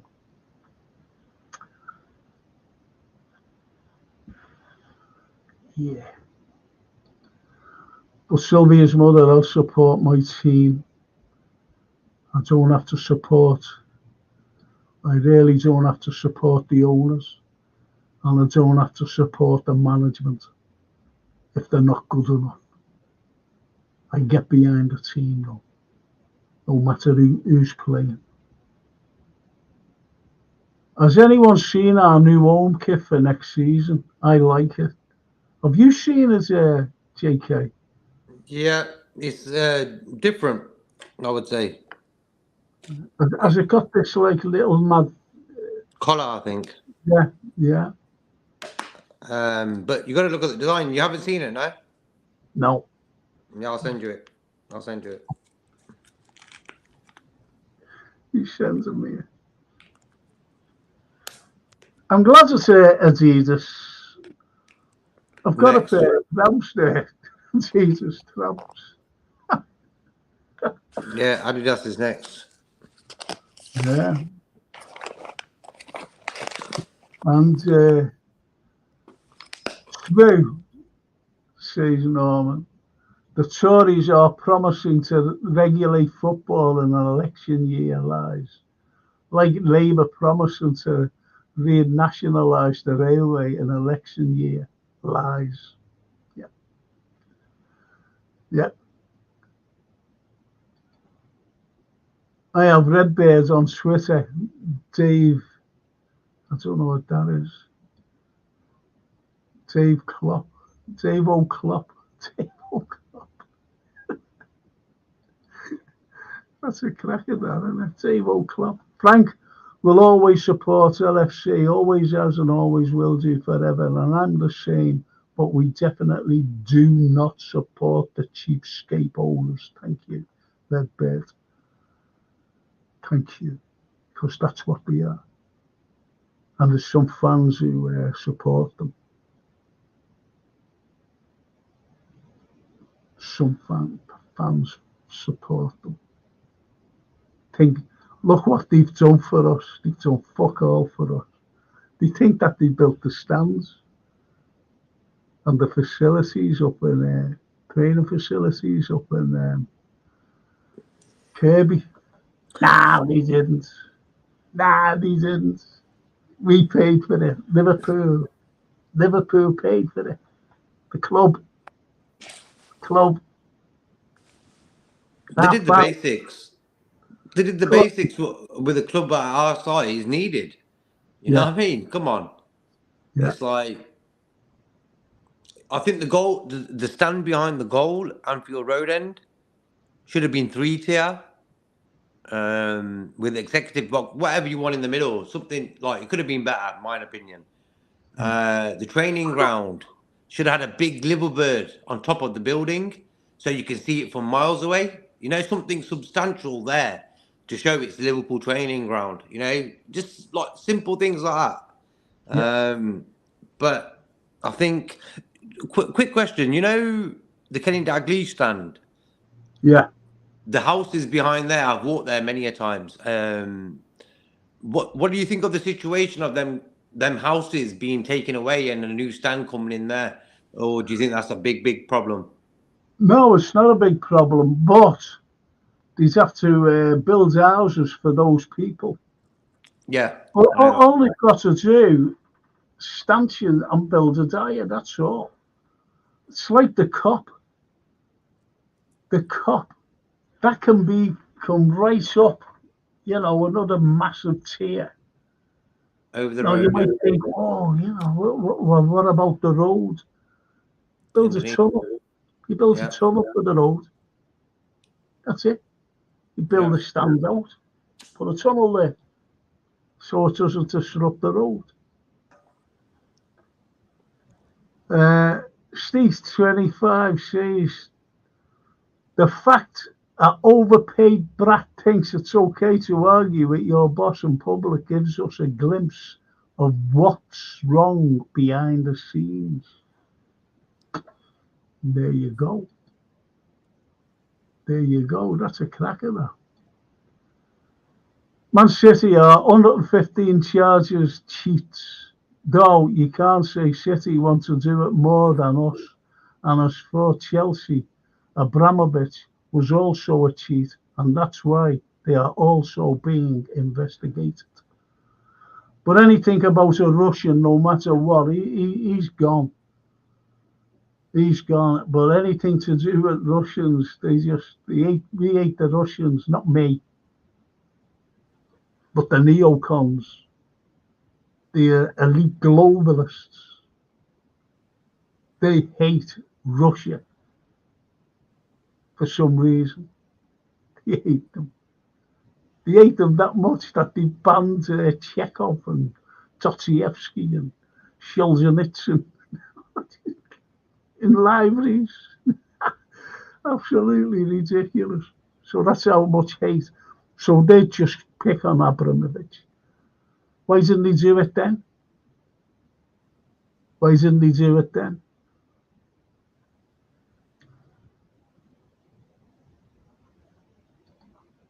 Abramovich says to Panov, Abramovich was given Chelsea interest-free loans, one after the other, and they were written off when a club was forced to sell. Yeah, it was all written off. Yeah. Good shout there, Panov Scouts. Panov Scouts. Great name, that. I want to know where Herbert Lom's brother is and mother. Ludovic M. Good job, Darryl. Oh, says Sylvia's one. Good job, Darryl. Is not the manager of most teams. I will be in the bin. Or wait till the shin bin comes out next year as well. Fucking hell. Oh, Ludovic M. With the rationale, then our recruiting would have gotten better. But Klopp bought Gakpo, Nunes, Diaz, Szoboszlai, Mac 10 was the right signing, says Ludovic M. Ludovic M, he had to buy them, lad. There was no one else because they wouldn't pay over, they wouldn't pay nowhere near 100 million for quality players. That's the problem, lad. Take it from me, Ludovic. What's the betting FSG now? Edwards have already sold Salah, and the price won't even come out of typical FSG on Edwards' move.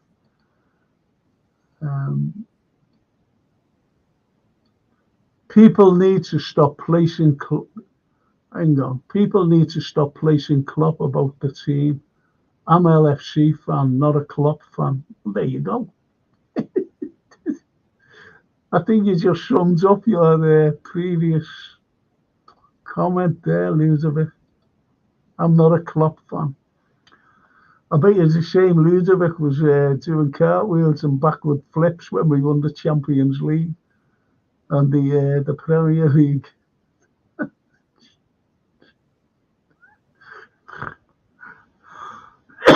He's not a Klopp fan. Right, okay. Have you seen Salah after the game, says Dean. Have you seen Salah after the game, Frank? Walked past reporters and said, if I speak, there will be fire.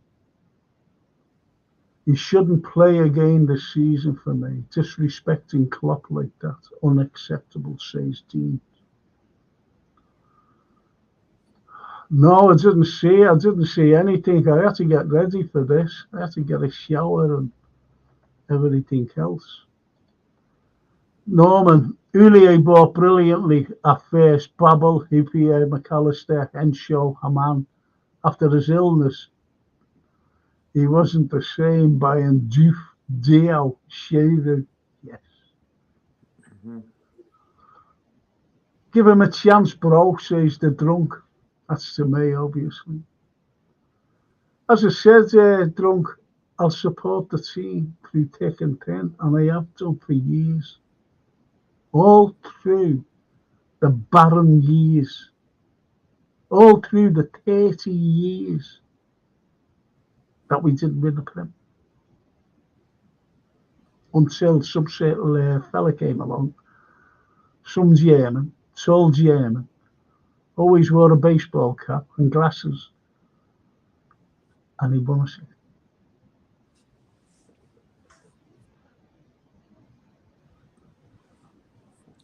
And the thing is, he put us into positions to win more.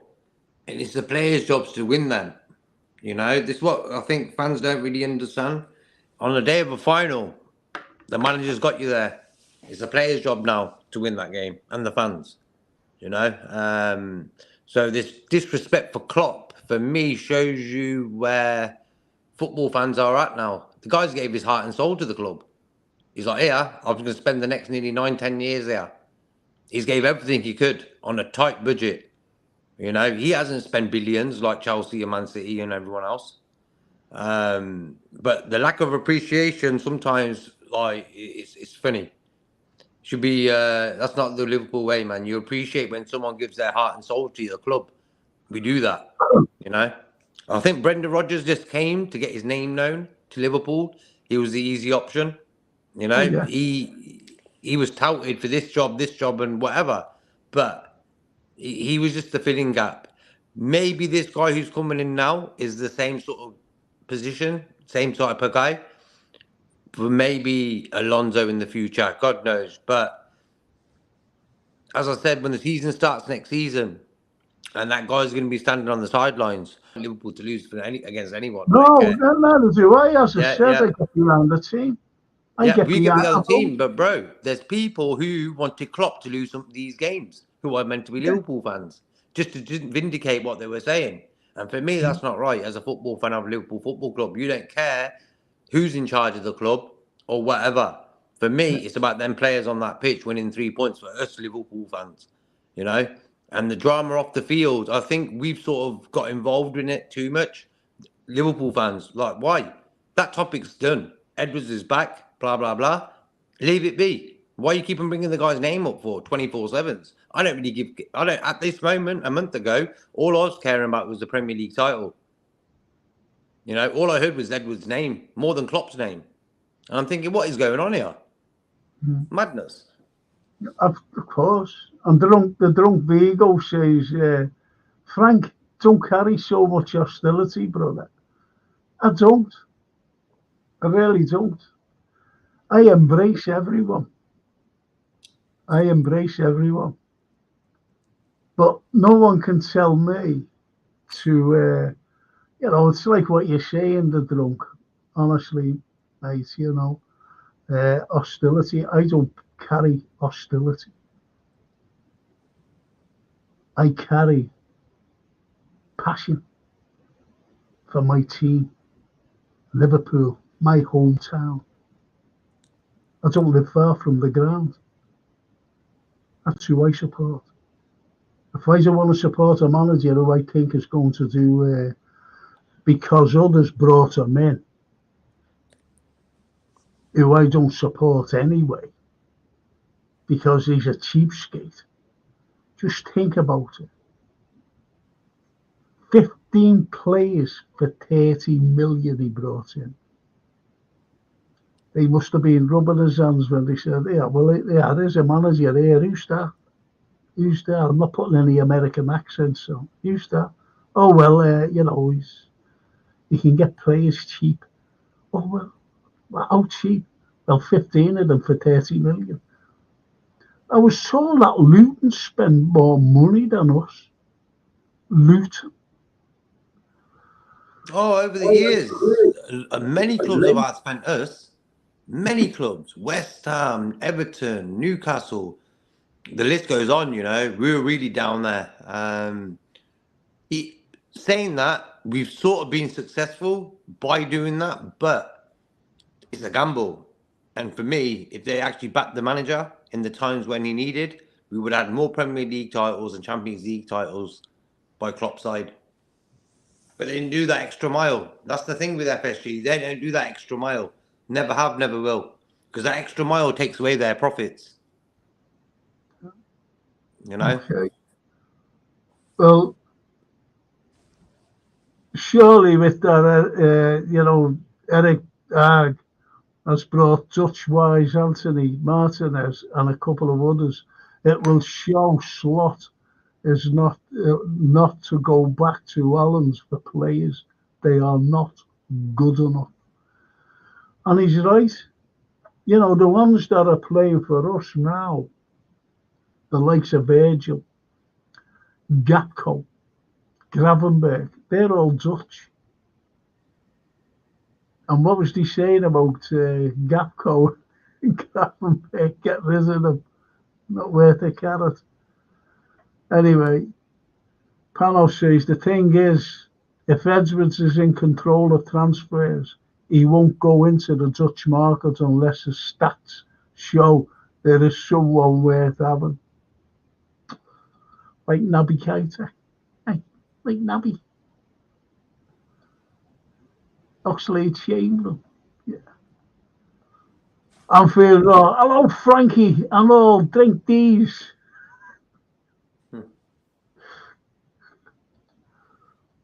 Panov, agree. But when a boss first comes in, he is at his strongest, and maybe he will want to convince recruitment on Dutch players. Because he might know any other players, if you know what I mean. Oh, there's lovely Jean there.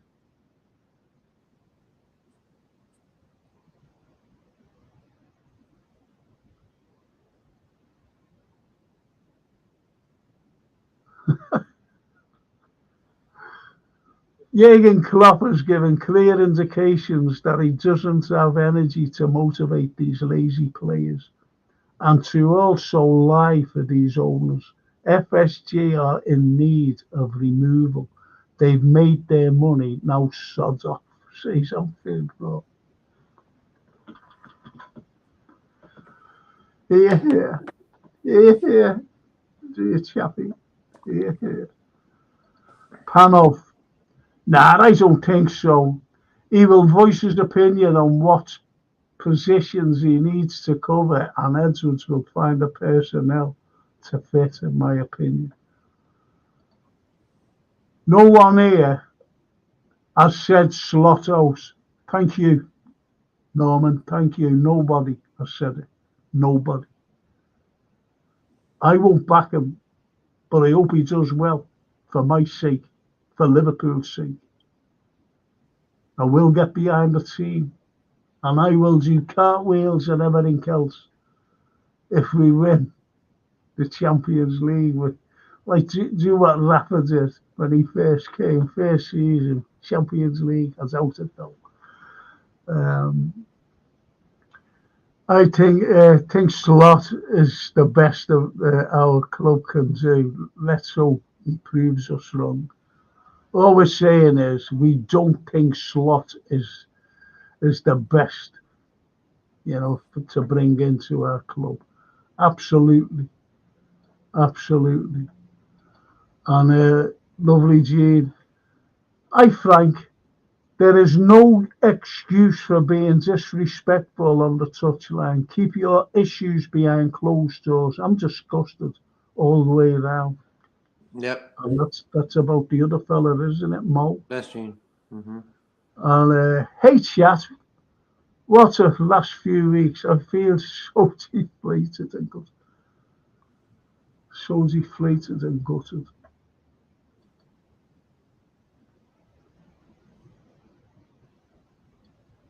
Dorothy Langham. Hiya, Dorothy. Jabby all the way. Yes. Our Captain Cell. Big up Frank and JK.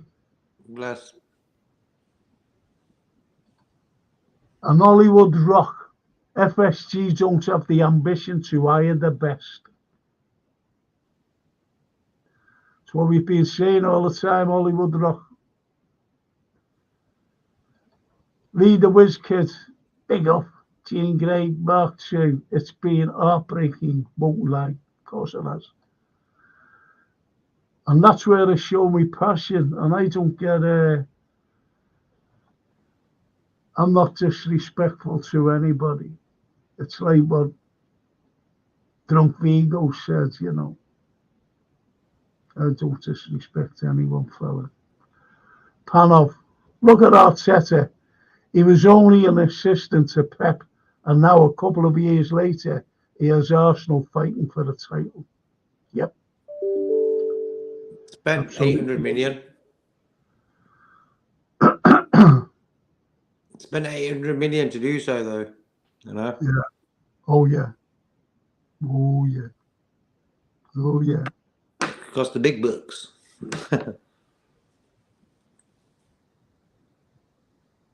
And Hollywood Rock, Ange Post, no clue. That's a cracker, that, isn't it? Nice one, Hollywood. It was like when Szoboszlai first came, no one could spell his name, could they? I couldn't even pronounce it. But, you know, brilliant. No thanks, just plays eye-line football, no tactics, that's what he says. And that Madison was what he was talking about. Mm-hmm. Madison. He's good, Madison. I thought he was good. 40 million, not bad.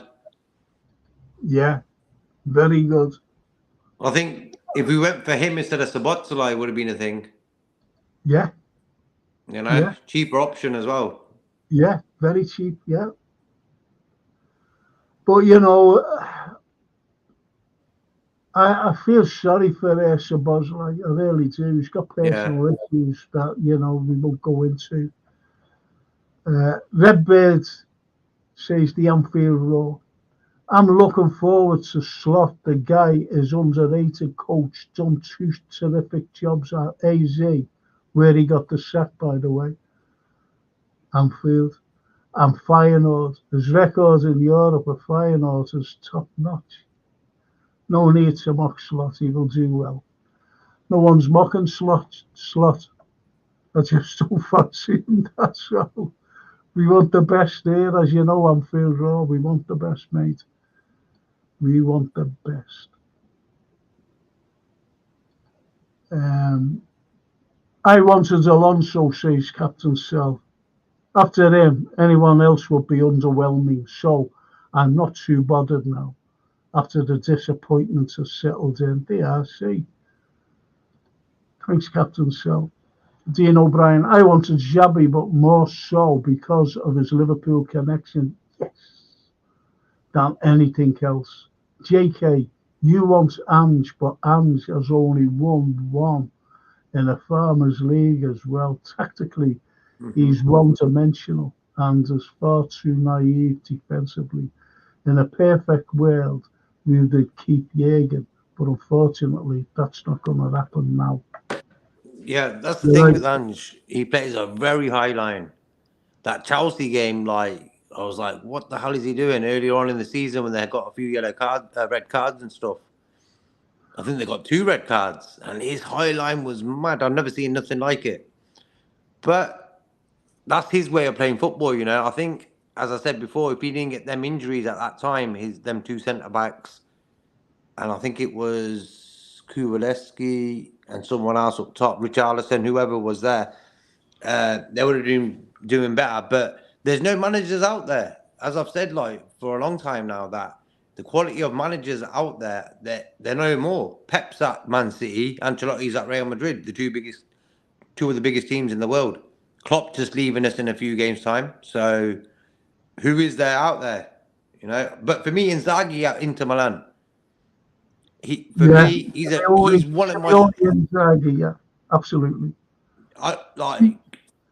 Yeah. CW says the reason the number one choice Alonso didn't come was the day Edwards walked back in. So you know, it's the little dots that are connected now. Yeah, true. And the drunk. Alonso didn't want Liverpool to get over it. You've got to know certain things, drunk.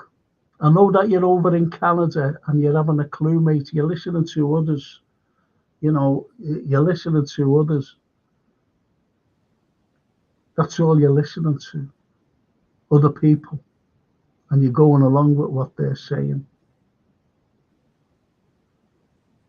We should have had, listen, as I said, Edwards has said, no one, I'm going to buy the players. Whoever comes in, I don't want a manager. I want a coach, and they'll just coach. I'll be doing the buying. So don't be saying Alonso didn't want Liverpool. I don't think he wanted Liverpool badly, but he wouldn't come on those terms. That's what it is, drunk. Believe it, lad. Believe it. On to Spurs now. Players have 8 days now break and then prepare. Let's move forward now. Hopefully Jota back then also. And Jean says the clip I watched on Slot wasn't bad, to be fair. Looking at how we play, this guy's play would also suit us. So transition shouldn't be easier. Make us solid at the back and counter attack. Let's go.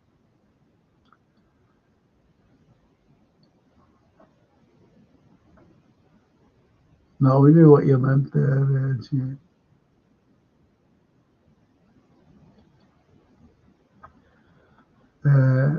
Yeah, look, Anfield Raw saying, what's the documentary? It's on YouTube.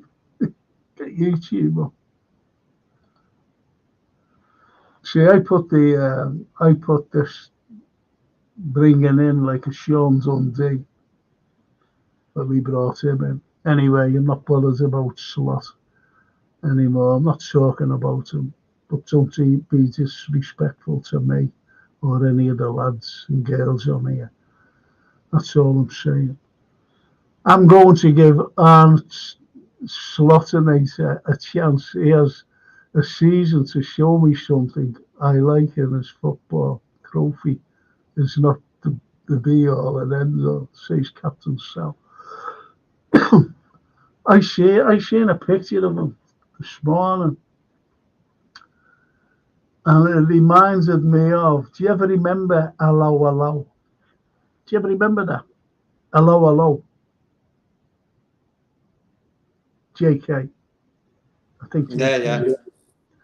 Yeah, it reminds me because you see Slot and he's holding up this big round thing, looked like a big medal, and it reminds me of Hello with this Italian officer, and he's got all these medals all over the place, and he's got one big one around here, and that Renee was saying, well, what's that for? He was saying, oh, that was for the, and what was that for? Oh, that was for it. What was that for? Oh, that was for it. And he looked at the big round thing, and he went, what was that for? The big one, the biggest one. He said, oh, that was for, that was for working for Fiat for 25 years. And I don't know what that trophy was that Mr. Slot was holding. what I see today. Dorothy, I believe the media frenzy has been appalling, both on the players and in particularly for Klopp's replacement. It's been non-stop hype and conjecture as to adverse effects on both players and Klopp. I said exactly the same. Yep. This is affecting the players. It is. It has.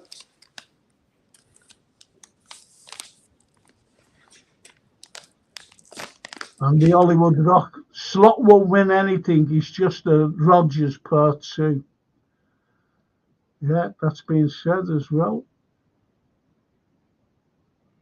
And the pictures are going round with Slot holding silverware to get us in the mood.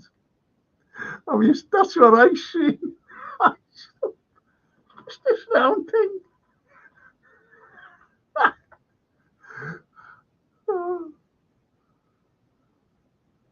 As Sylvia's mother says, Hollywood, Sylvia's mother, what was the dinner plate? Dinner plate. Oh, that's a cracker, that. That's a beaut. And I only heard Slot once, and that was when he turned down Spurs. But did he? I know nothing about him. I wish him the very best. I really do. My choice, no. But time will tell.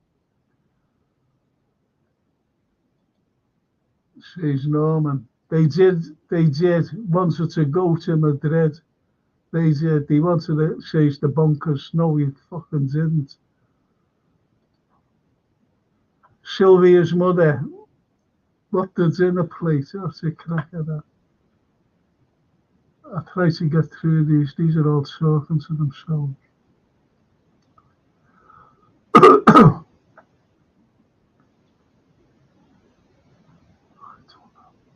Let's go right down. Captain Sal, FSG has done a great job in increasing their wealth on the back of the club. That's about it. Can't wait for them to go. Norman, the COP can be done. It's done in Germany, roads underneath. Yeah, the COP can be done. It's done in Germany, roads underneath. Yeah, that's right. You know, like it's a tunnel. They've got it in Italy. They've got it in Spain also. Steve Rotherham is promising tram type from City to Anfield and Airport. I know, Steve.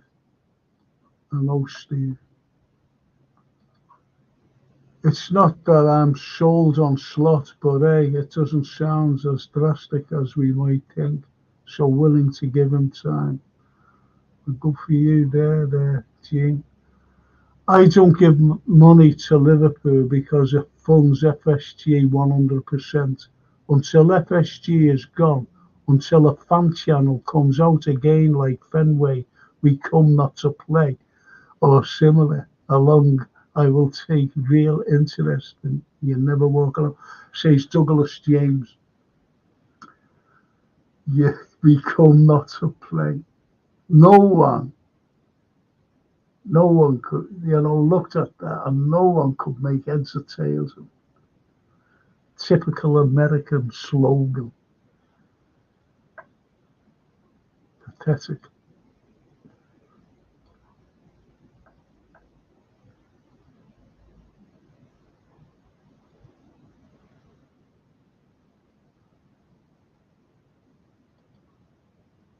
Can anybody remember the TV sitcom Bread based on Bread Classic that was? Can anybody remember the TV Bread Classic? That's what it was called, Bread. That's what it was called, Nightly. Yeah, it was funny.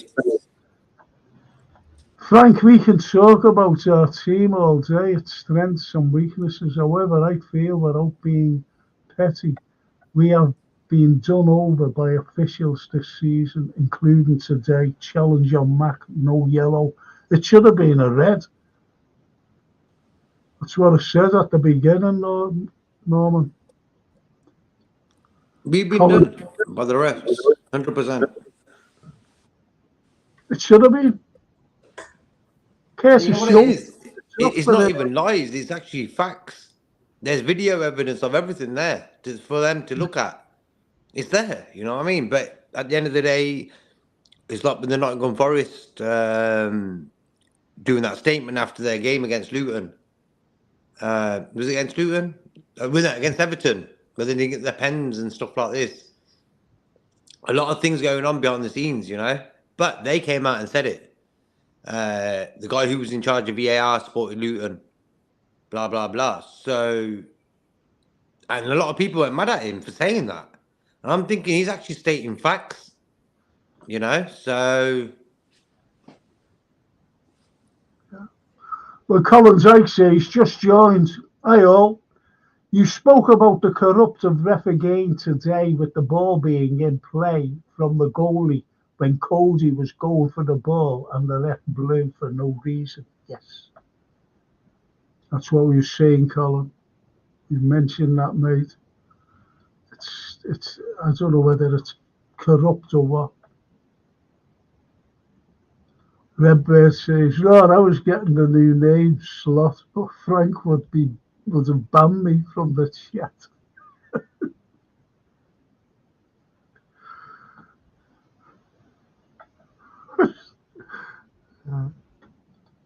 You slot him well anyway, let's hope.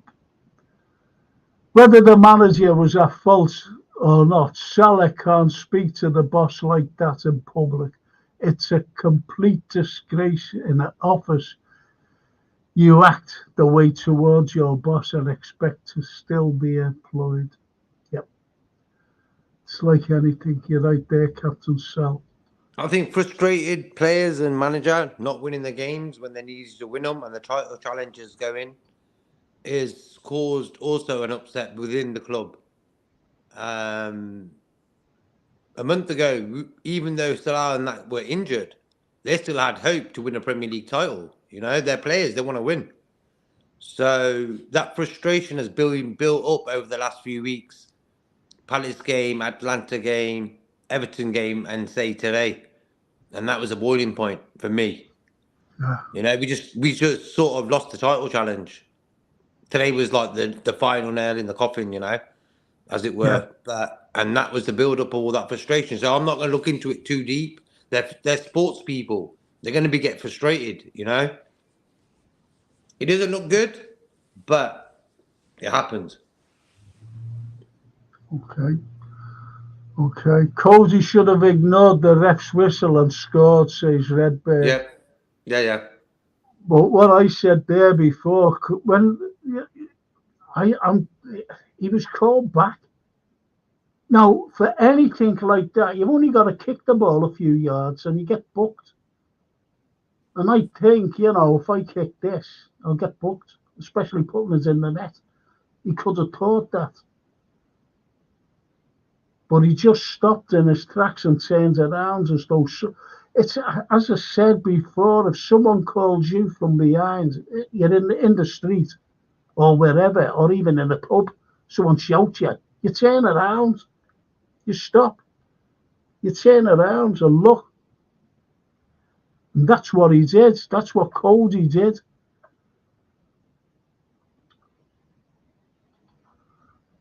Gene, when we are setting up the stadium every week for pennies, I don't appreciate watching politics on the sideline. Keep that behind closed doors. The disrespect is not acceptable. Pay too much to behave so. And Neil H, it's not the Liverpool way to thrash the manager before he has even took the reins.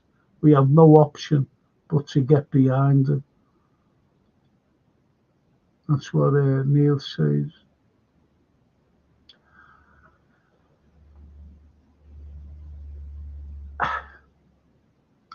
Won't even answer that now. The manager of Liverpool is the figurehead of our club. We place our manager on a pedestal and worship them. Unlike other clubs who do it with players, we love players too, but the manager is who we look up to. I hope the club have it right, Frank, and I agree that it should be the best available that gets the job. Fingers crossed. Hey, brackets, Slot is the right man, says Dean O'Brien. Yeah, it's true what he said. Hmm. You know, when Klopp walked in, every Liverpool fan was excited. They just knew this guy. You just knew, and that's what it's all about. You know, we put our. I don't like that saying where I don't care about the manager. I love the team. It's like for me, you got to love the manager to love the team. It's all connected. It's like I don't really want to go against the manager who's sort of trying to get my team to win. I don't really want to be directing negative energy towards the guy. You know what I mean? But I feel the decision making on the new role of who's going to be the new next Liverpool manager is the timing has messed us up, and that's what's annoying me the most. Not this guy coming in Slot. It's the timing of it all. Didn't need it, and you've seen it yourself. We have sort of crumbled within all Well, that time. why does it come You know, out? Who's you blame for that, JK? For that, it's all coming out. whoever decided All to this, make that Klopp and, video. and you get Slot on the television and everything else. And I want to be Liverpool manager. Who's got the right? Has he got the right to come out and say that while he's the manager of another club? At the start of the show, I said Knowing that. that Liverpool, as you said, are going after a title. And he's coming out and saying all that garbage. He wasn't fucking known last week. And he's coming out and saying, I don't want to be Liverpool manager. Hey. And that's what irritates me. Arseholes like him coming out and saying these things, which affects the players. And that's why I said there should be a rule where a manager who's in charge of a club can't be talked to other clubs while he's in a job. There should be Exactly. a rule, you know. Exactly. And it was like Amarim going over to talk to West Ham. But it's his manager, it's his agent's fault. That's what happened. That's what happened, unfortunately. That's what happened. With Amarim. And his stupid agents asking for loads of dosh.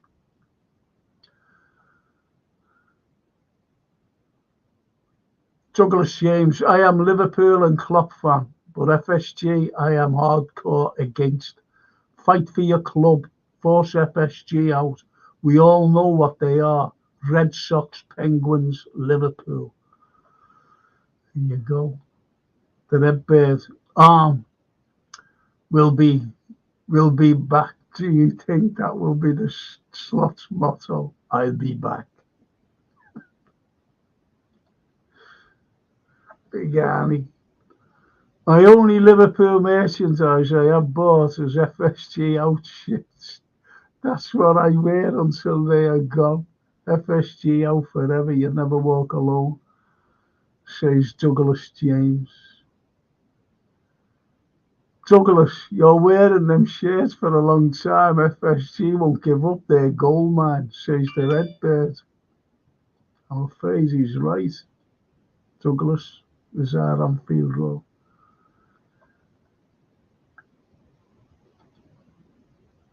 Redbirds, LSC more to right now. But yes, my eye wanders, and while a certain someone's around, there's only one name I spell correctly. It's the Anfield Road. Hi Frank, says Richard, guests and JK, how are you? What do you think will happen to Liverpool in the next 3 years? Many thanks. That's a main question. I want us to do everything. I want us to win everything. And then I'll come on here, if I'm still there alive, and say, I eat humble pie. I apologise to Arnie Slot. I apologise for doubting him. and I apologise for Edwards for bringing him in. That's what I'd say.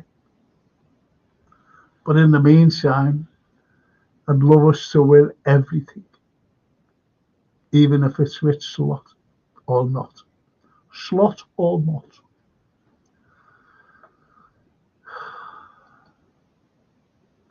Where do you think we'll be in 3 years, JK? Can't answer that with this manager. So that might say it all, but like if we knew Klopp was coming in now, I'd be like, yeah, we're winning the Champions League or Premier League title in the next 3 years. I would have said that. Okay. So that's the difference. Well, I was totally agrees with you if Jurgen wasn't being in charge. If Jurgen had been in charge next season, we would have done well. That I'm certain of. That I'm positive about. But with the change of backroom staff, with the change of everything, all the personnel, and Mr. Edwards brushing out, he's got the big sweeping brush and brushing out everybody associated with Jurgen Klopp. You know that, don't you? You've heard about that, haven't you? JK, please answer me. Go on. You've heard about Edwards getting rid of all the associates of Jurgen Klopp. Oh, yeah. Yeah. You don't want no connection with the guy. So what's that telling you? That him and Klopp, well, he hated Klopp more than I think Klopp hated him. Yeah, absolutely. You know what I mean? Yeah. Richard, has Arne Slot managed big players, purchased big players, board, fan base and club before? JK, answer that. I know the answer to that. Eddie. Never has. Never got. Yep. No. So never managed. You know what it is? What winds me up is no one knew this guy, and then all of a sudden he was 50-1. So if he's 50-1, and all of a sudden now he's favourite, something's gone on there, man. That's just madness. Oh, he's shining in, isn't he? You know, so we've got him for 13 million or something like that. We've got him. I'll tell you now, I wouldn't be surprised if FSG at 50-1 put a bet on that. You know what I mean, though? Come on, 50-1, yeah. Let's get that done. You know, we put a billion on it. A bankrupt Betway. Do you, Arne Slot, win trophies with Liverpool? Says he must say. Do you think Arne Slot will win trophies with LFC? Says Richard. Only time will tell, Richard. That's all that I'm saying. Time will tell. Yep. And Richard says, I think Slot will be sacked in 6 months. As that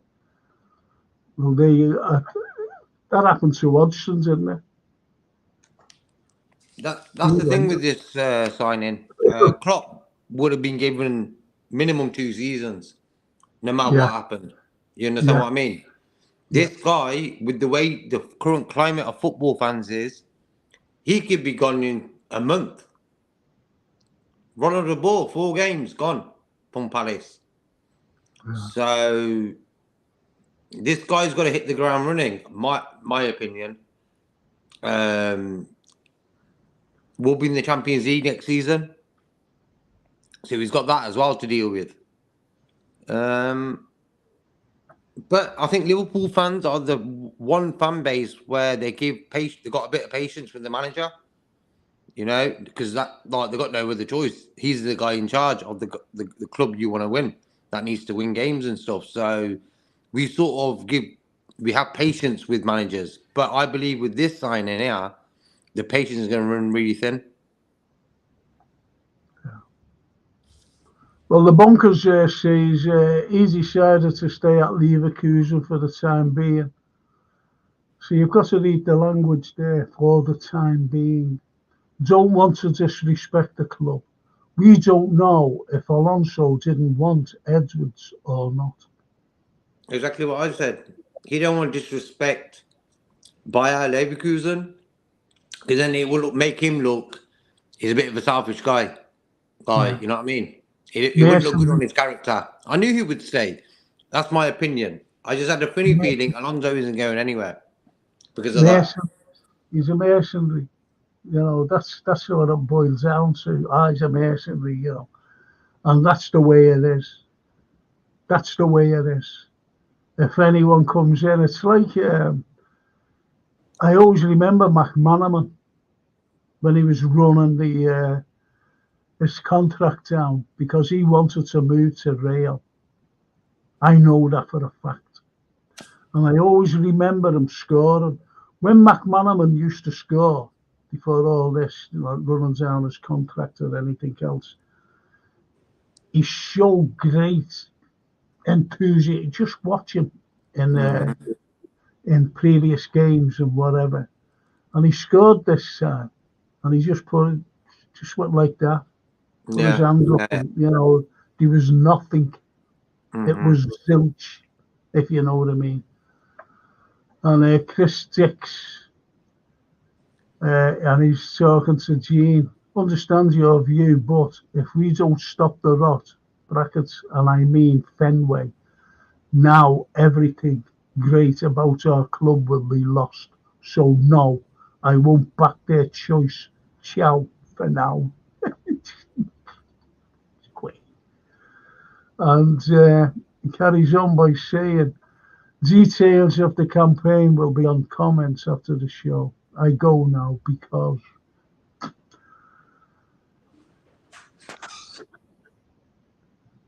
apparently John Henry's wife is getting LFC tattoos across her chest.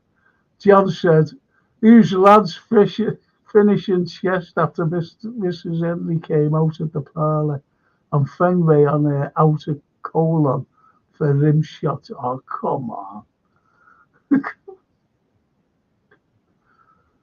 If FSG sell up, which they won't, they will sell up to another American owners instead of the owners around the world. It will be another Hicks and Gillett. Richard, that's what happened the last time. That's what happened the last time. The Americans keep to the Americans. Fuck anyone else. It's no matter whether it's sports, whether it's politics, whether it's anything. America sticks to America. Remember Trump? Let's make America great.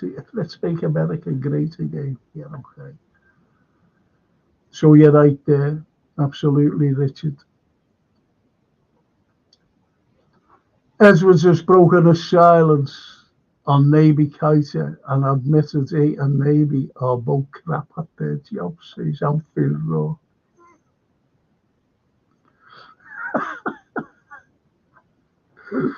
The Bonkers. I had a conversation with other teams, but when Madrid came in, it was a no-brainer, really. The size of the club, the project, the plan going forward, the chance to play with such amazing players. Is that Bellingham? Is that after Klopp was humiliated by FSG because they wouldn't give the money to sign him? Is that it? Of course. Of course it is. Of course it is.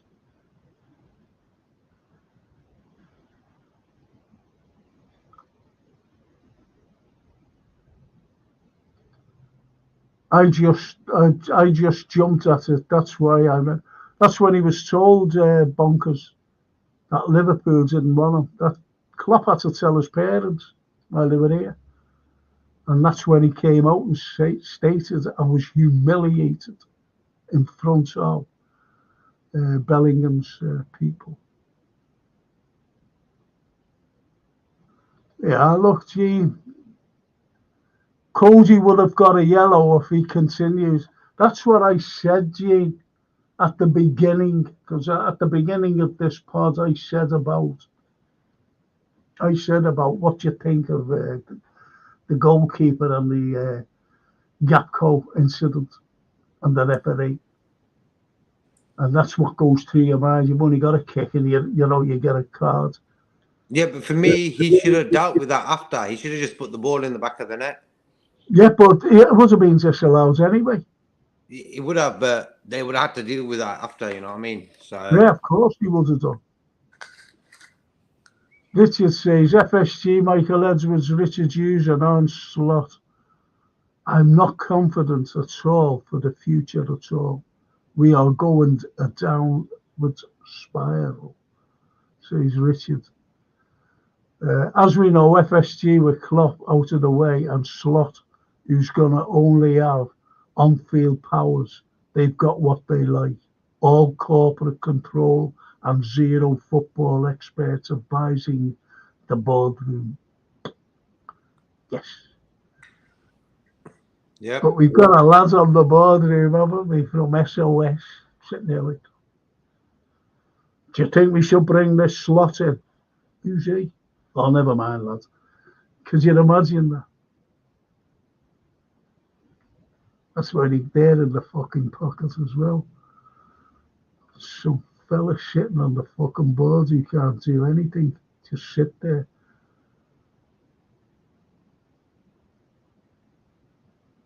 Oh, what's this fucking fella going on about?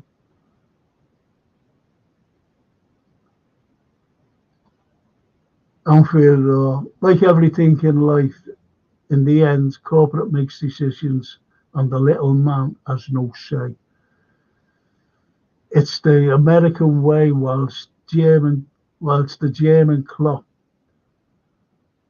way of inclusivity is smashed to pieces. Our club is fucked.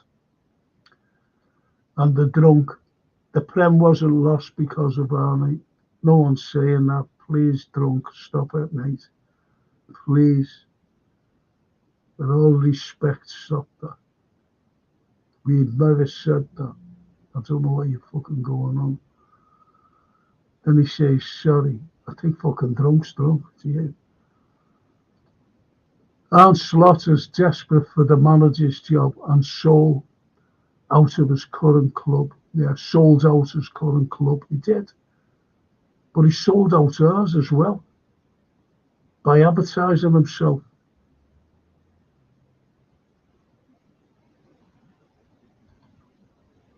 If he's got the job, he don't need to say nothing.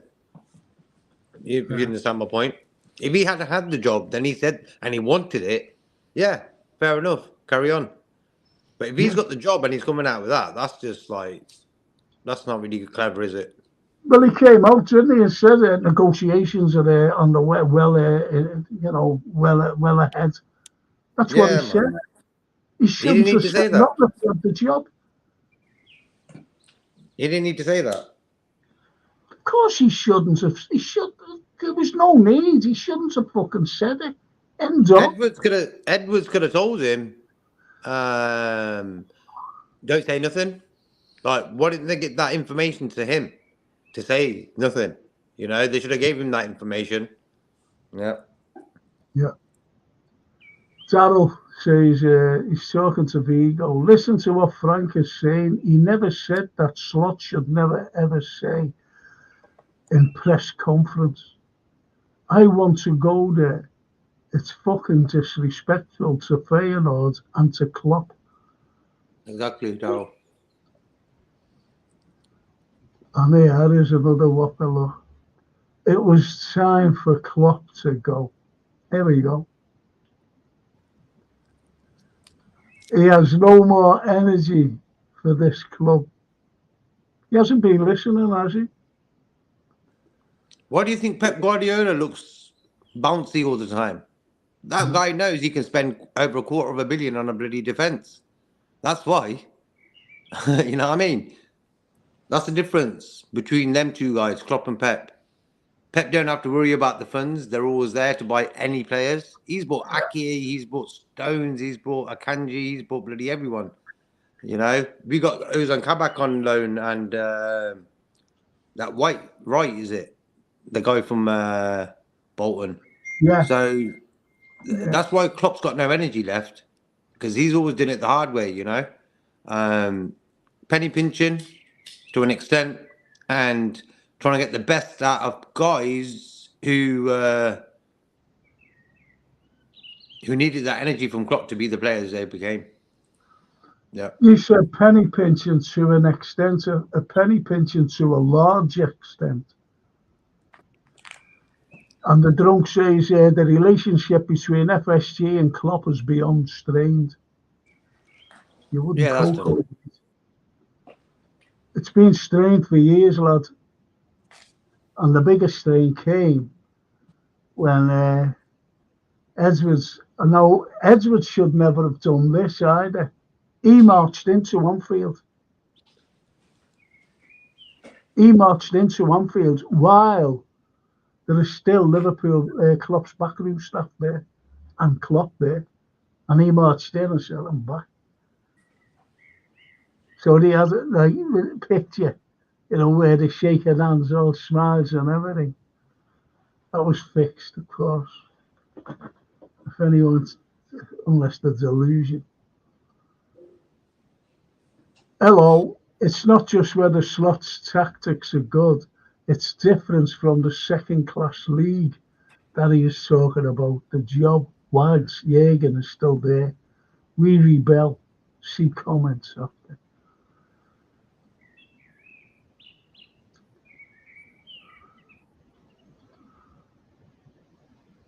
Anfield. Arne Slot was what Arnold Schwarzenegger ex-wife called cleaner in the divorce proceedings. Jesus.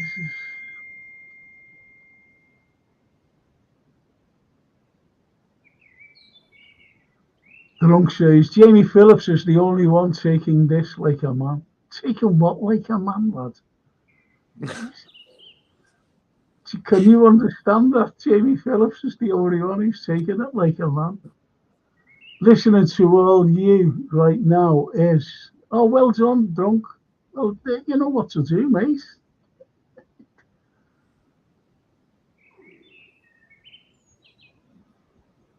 Sean Zope. Hi, Frank. This is Antu.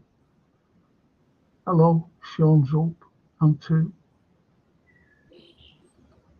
And Norman says, drunk, are you drunk? Yeah, there's one for you. Jamie isn't a Scousman, Vigo. Can't say that. Taking what like a man. Fan base is fuming, for fuck's sake. I don't know what he's talking about either. In the Anfield Roar. I don't know why people are shocked at Slot. Our club's always made surprise appointments or transfers. I do feel we will all get behind him and the side. People being harsh too quickly. Says the Anfield Roar. Hi Frank, this is Anthony Taylor. Should not be allowed anywhere near our games. He is awful. I thought that was Anthony Taylor. Hi Frank, this is Anthony Taylor. I was like, huh?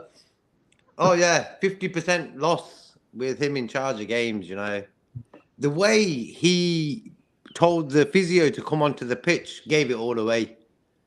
That Gapco situation. The way he said to the goalkeeper, you've got to get the physio on. Like, come on, when have you ever seen a referee do that in a game? And I knew something's not right here. Something fishy's going on here. And I soon realised, yeah, he made a mistake and he knows it. That's why, for me, Gapco should have just put the ball in the back of the net, because then they could go to VAR and have a look at it. You never know, but that's history now. Yeah. Answer this one. JK, there are a lot of toxic fans in our fan base, so they definitely won't give Slot some time to settle in, as they don't do patience.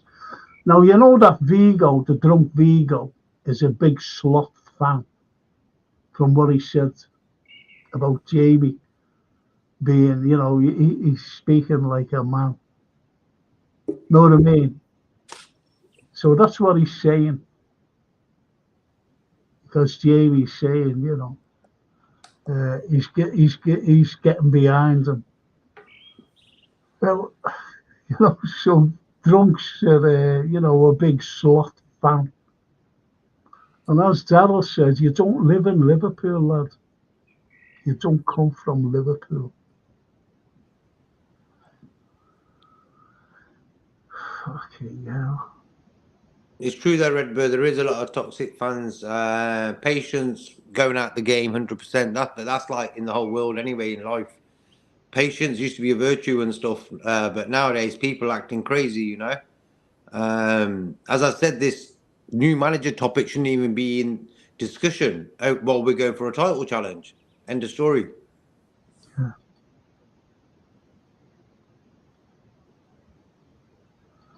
And Steve says, Allison, Trent, Virgil, Mac, Salah to leave this summer, back to mid-table levels. Now, we'll get a few Dutch players in. This time next year, we'll be just about survive relegation battle, says Steve. You'll never walk alone. Yeah. The Soul Boy says, just being on the dog and bone to John Henry, and the operator said, 40 cents more for the next 3 minutes. Brilliant. I love it. Steve says, FSG use slot will have use in a relegation dogfight next season. I will judge their ambition or zero ambition to win trophies on the players they sell and sign this summer. Are you slot out, Frank? Says keep it real. I haven't heard you say nothing positive regarding Arnold of you. Keep it real. Listen, I think you're fucking flitting in and out. I've never said slot out. Never said it. Never will do. Never will do. And I'll tell you another thing. I've never ever said FSG out either. I don't do things like that. All right. Is that all right? So don't be trying to put words. And he carries on by saying, I agree with Drunk, though Klopp should have gone last season in my... Oh, fucking hell. Why stay in a toxic environment?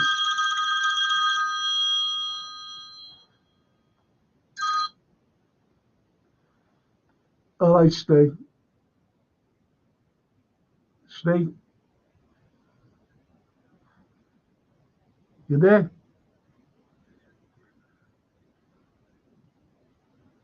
The what? Oh, yeah. Yeah, I don't know. Have you heard these fucking people on here with me about slot?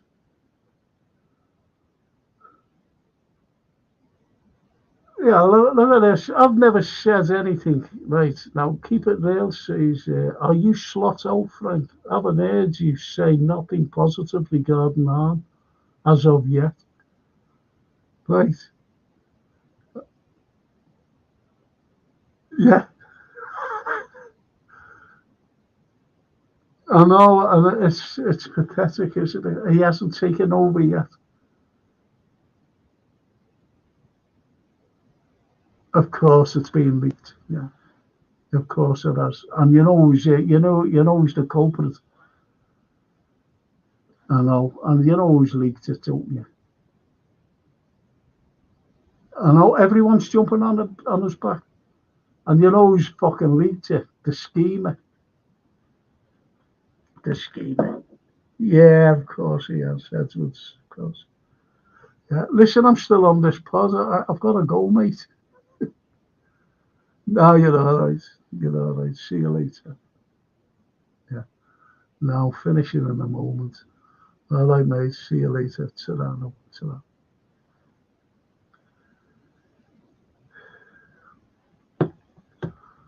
He said, Frank, you're coming under some stick there, aren't you? I said, yeah. Dorothy says, I read out all, whether they're negative or positive or whatever. I read them out. This is me. I don't ask you for money. I don't ask for super chats or any garbage like that. I'm a decent fucking fella.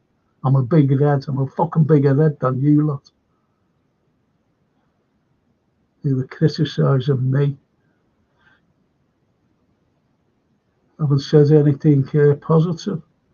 It's only negative. I haven't said anything negative.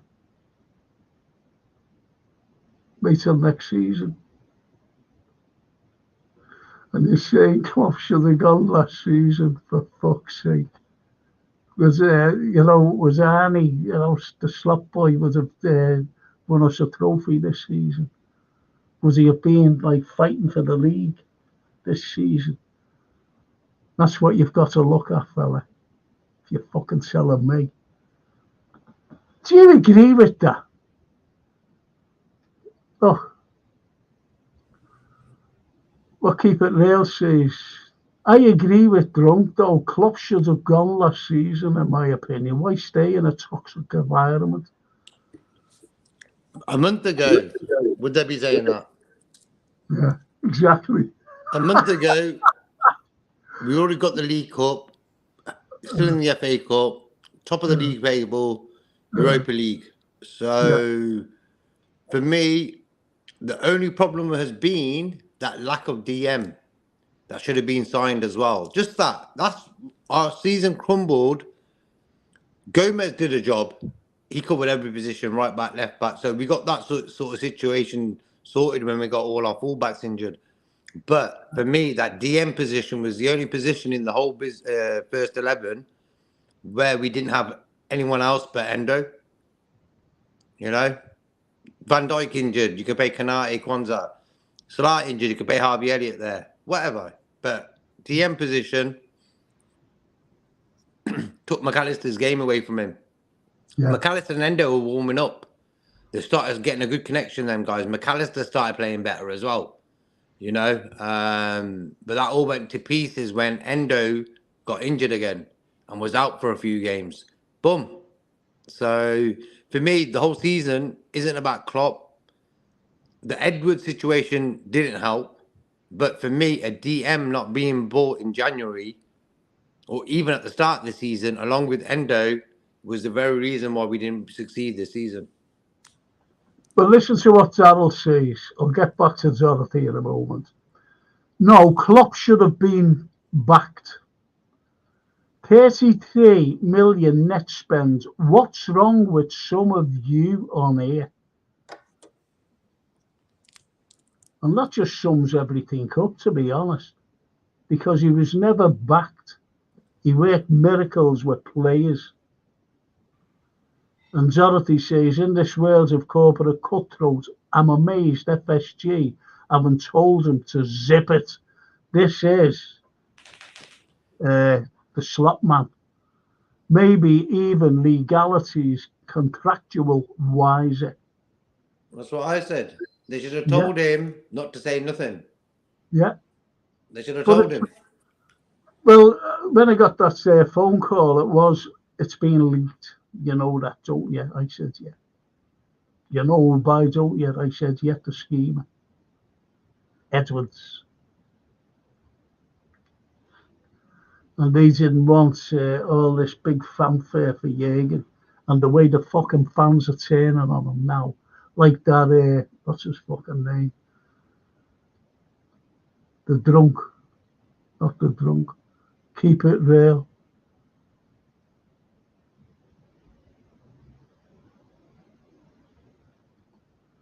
It doesn't matter if they aren't Scouts, Frank. Still Liverpool supporters, mate. I know that. You don't have to tell me. Do you ever listen to what I say? I embrace all our fan base globally. I embrace them. I have them staying here with me from America. So don't be telling me these don't have to be scouts. But we're scousers. We come from the fucking city. We support our club. We support them. If anybody doesn't like what I say, fine. I don't care. I'm still reading the comments out.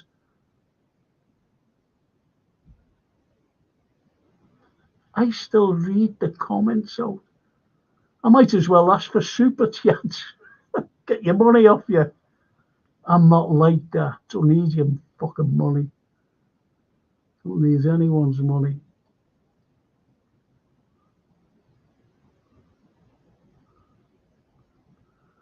Yeah, look. Don't go by first signing. Rodgers' first was Fabio Barini and Klopp's was Marco Grujic.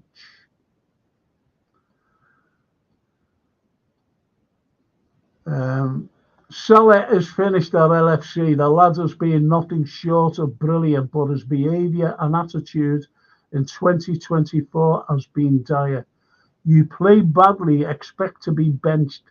Don't throw your dummy out. Not asked about who you are. No one is bigger than the club. That includes everyone, FSG and their dream team getting their wish now. Say Stevens. Absolutely. Hang on. Soulboy says, I'm with you, Frank. Big Red. I was at the San Etienne green and white everywhere with them through the good and bad. Thank you, Soulboy. So was I there. The greatest atmosphere. These people haven't a clue about it, you see. And they're having to go. Yeah. Like for me, the way when you support Liverpool, when you're losing, you still support them and you don't bad chat them. You know, I've always said you don't need to tell Darwin Núñez and Salah they've been poor the last month. They know they have. You know, so when you lose and you didn't succeed in a season, you got to keep it cool. You know, everyone's chucking their toys at the pram. Like they know better, maybe. You know, like being a football manager. The people think it's easy. It's a tough job. You know, and on top of that, you've got to work within a money bracket that isn't going to get you the players you probably need to succeed and to keep your fans happy. So it all boils down to the funds available to a manager, how successful he's going to be.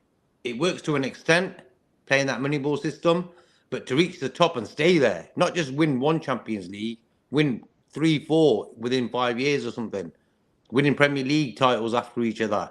You do that by always sprucing up the squad.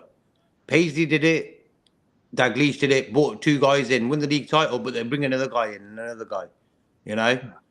And these guys don't do that. Well, TW says some of the boys on the pod are falling into the Edwards PR trap. Wake up. Ali. Salah said after the game that he will start speaking. If he starts speaking, he'll be on fire. Can't wait to see what he needs to say.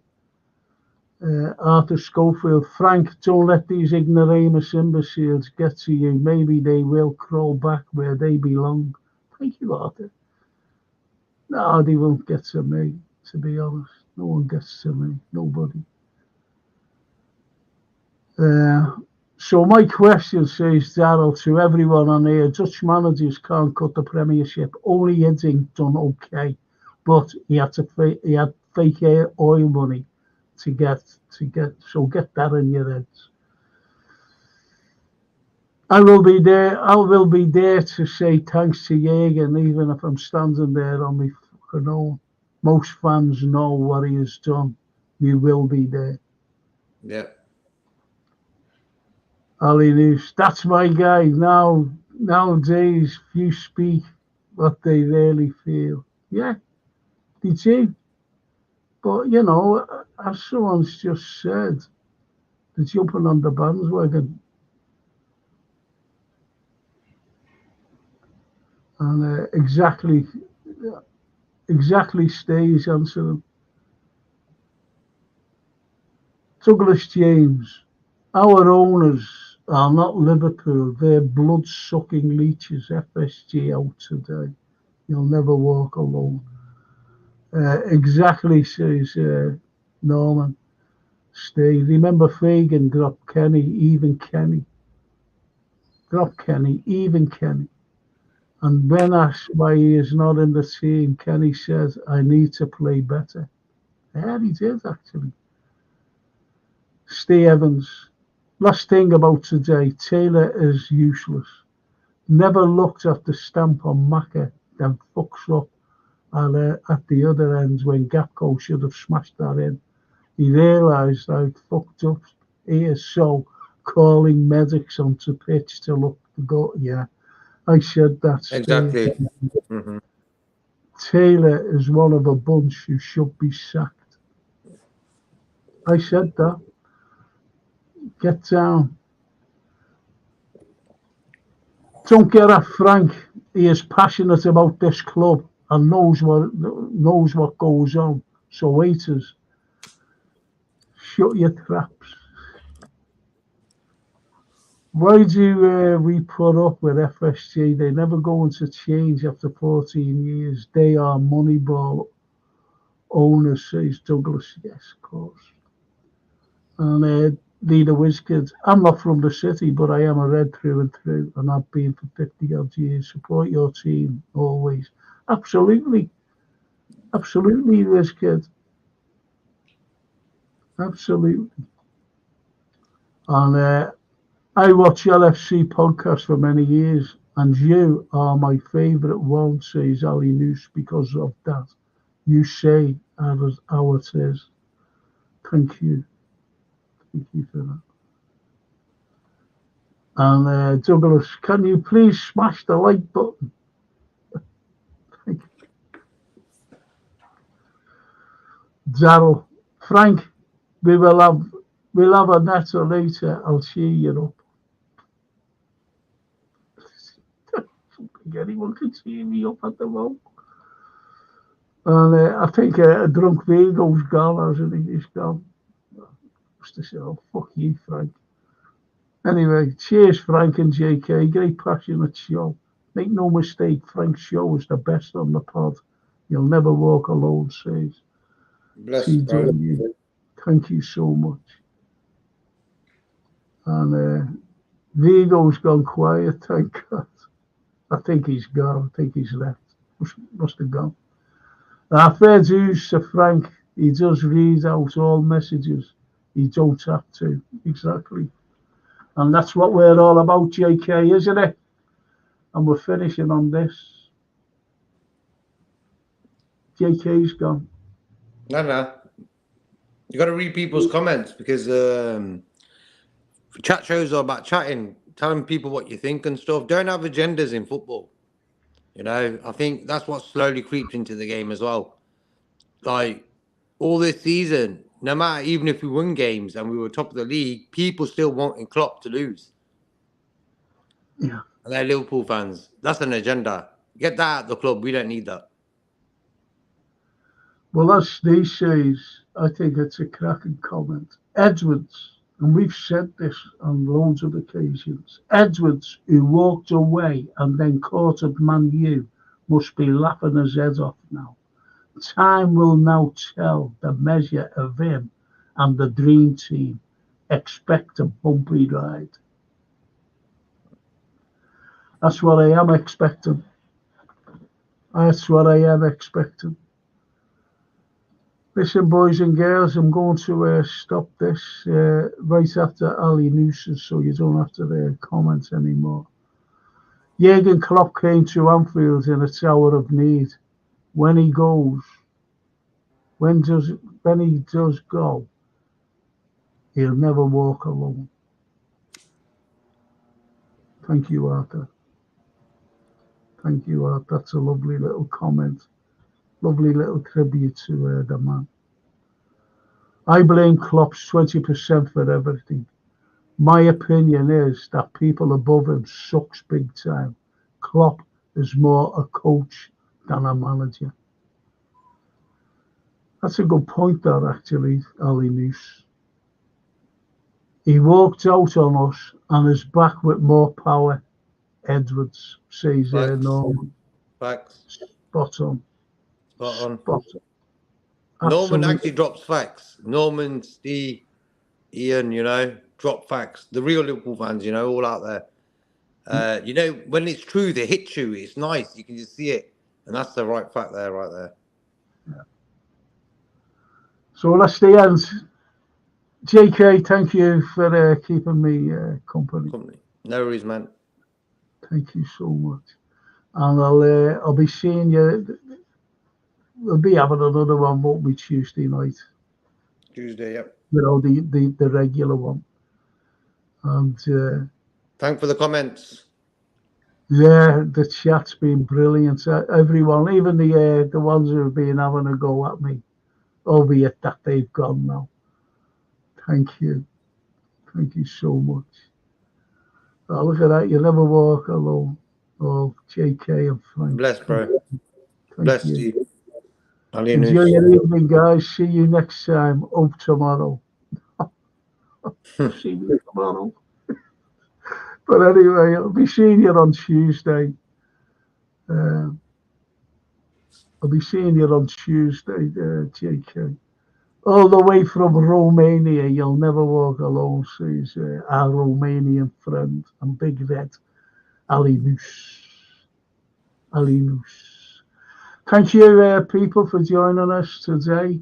You've been great. And thank you. There's nothing for me to say. It's been an awful day, football-wise. But at least now we can relax. We can relax. And we can get to the end of the season. And then put football away for a month or two. And you'll all be watching the Euro in the summer. So that'll be it from me and JK. And I'll see you, JK and myself will see you on Tuesday night with George Scott. And we'll have some interesting things to say, especially George. Okay, thank you so much. Thank you.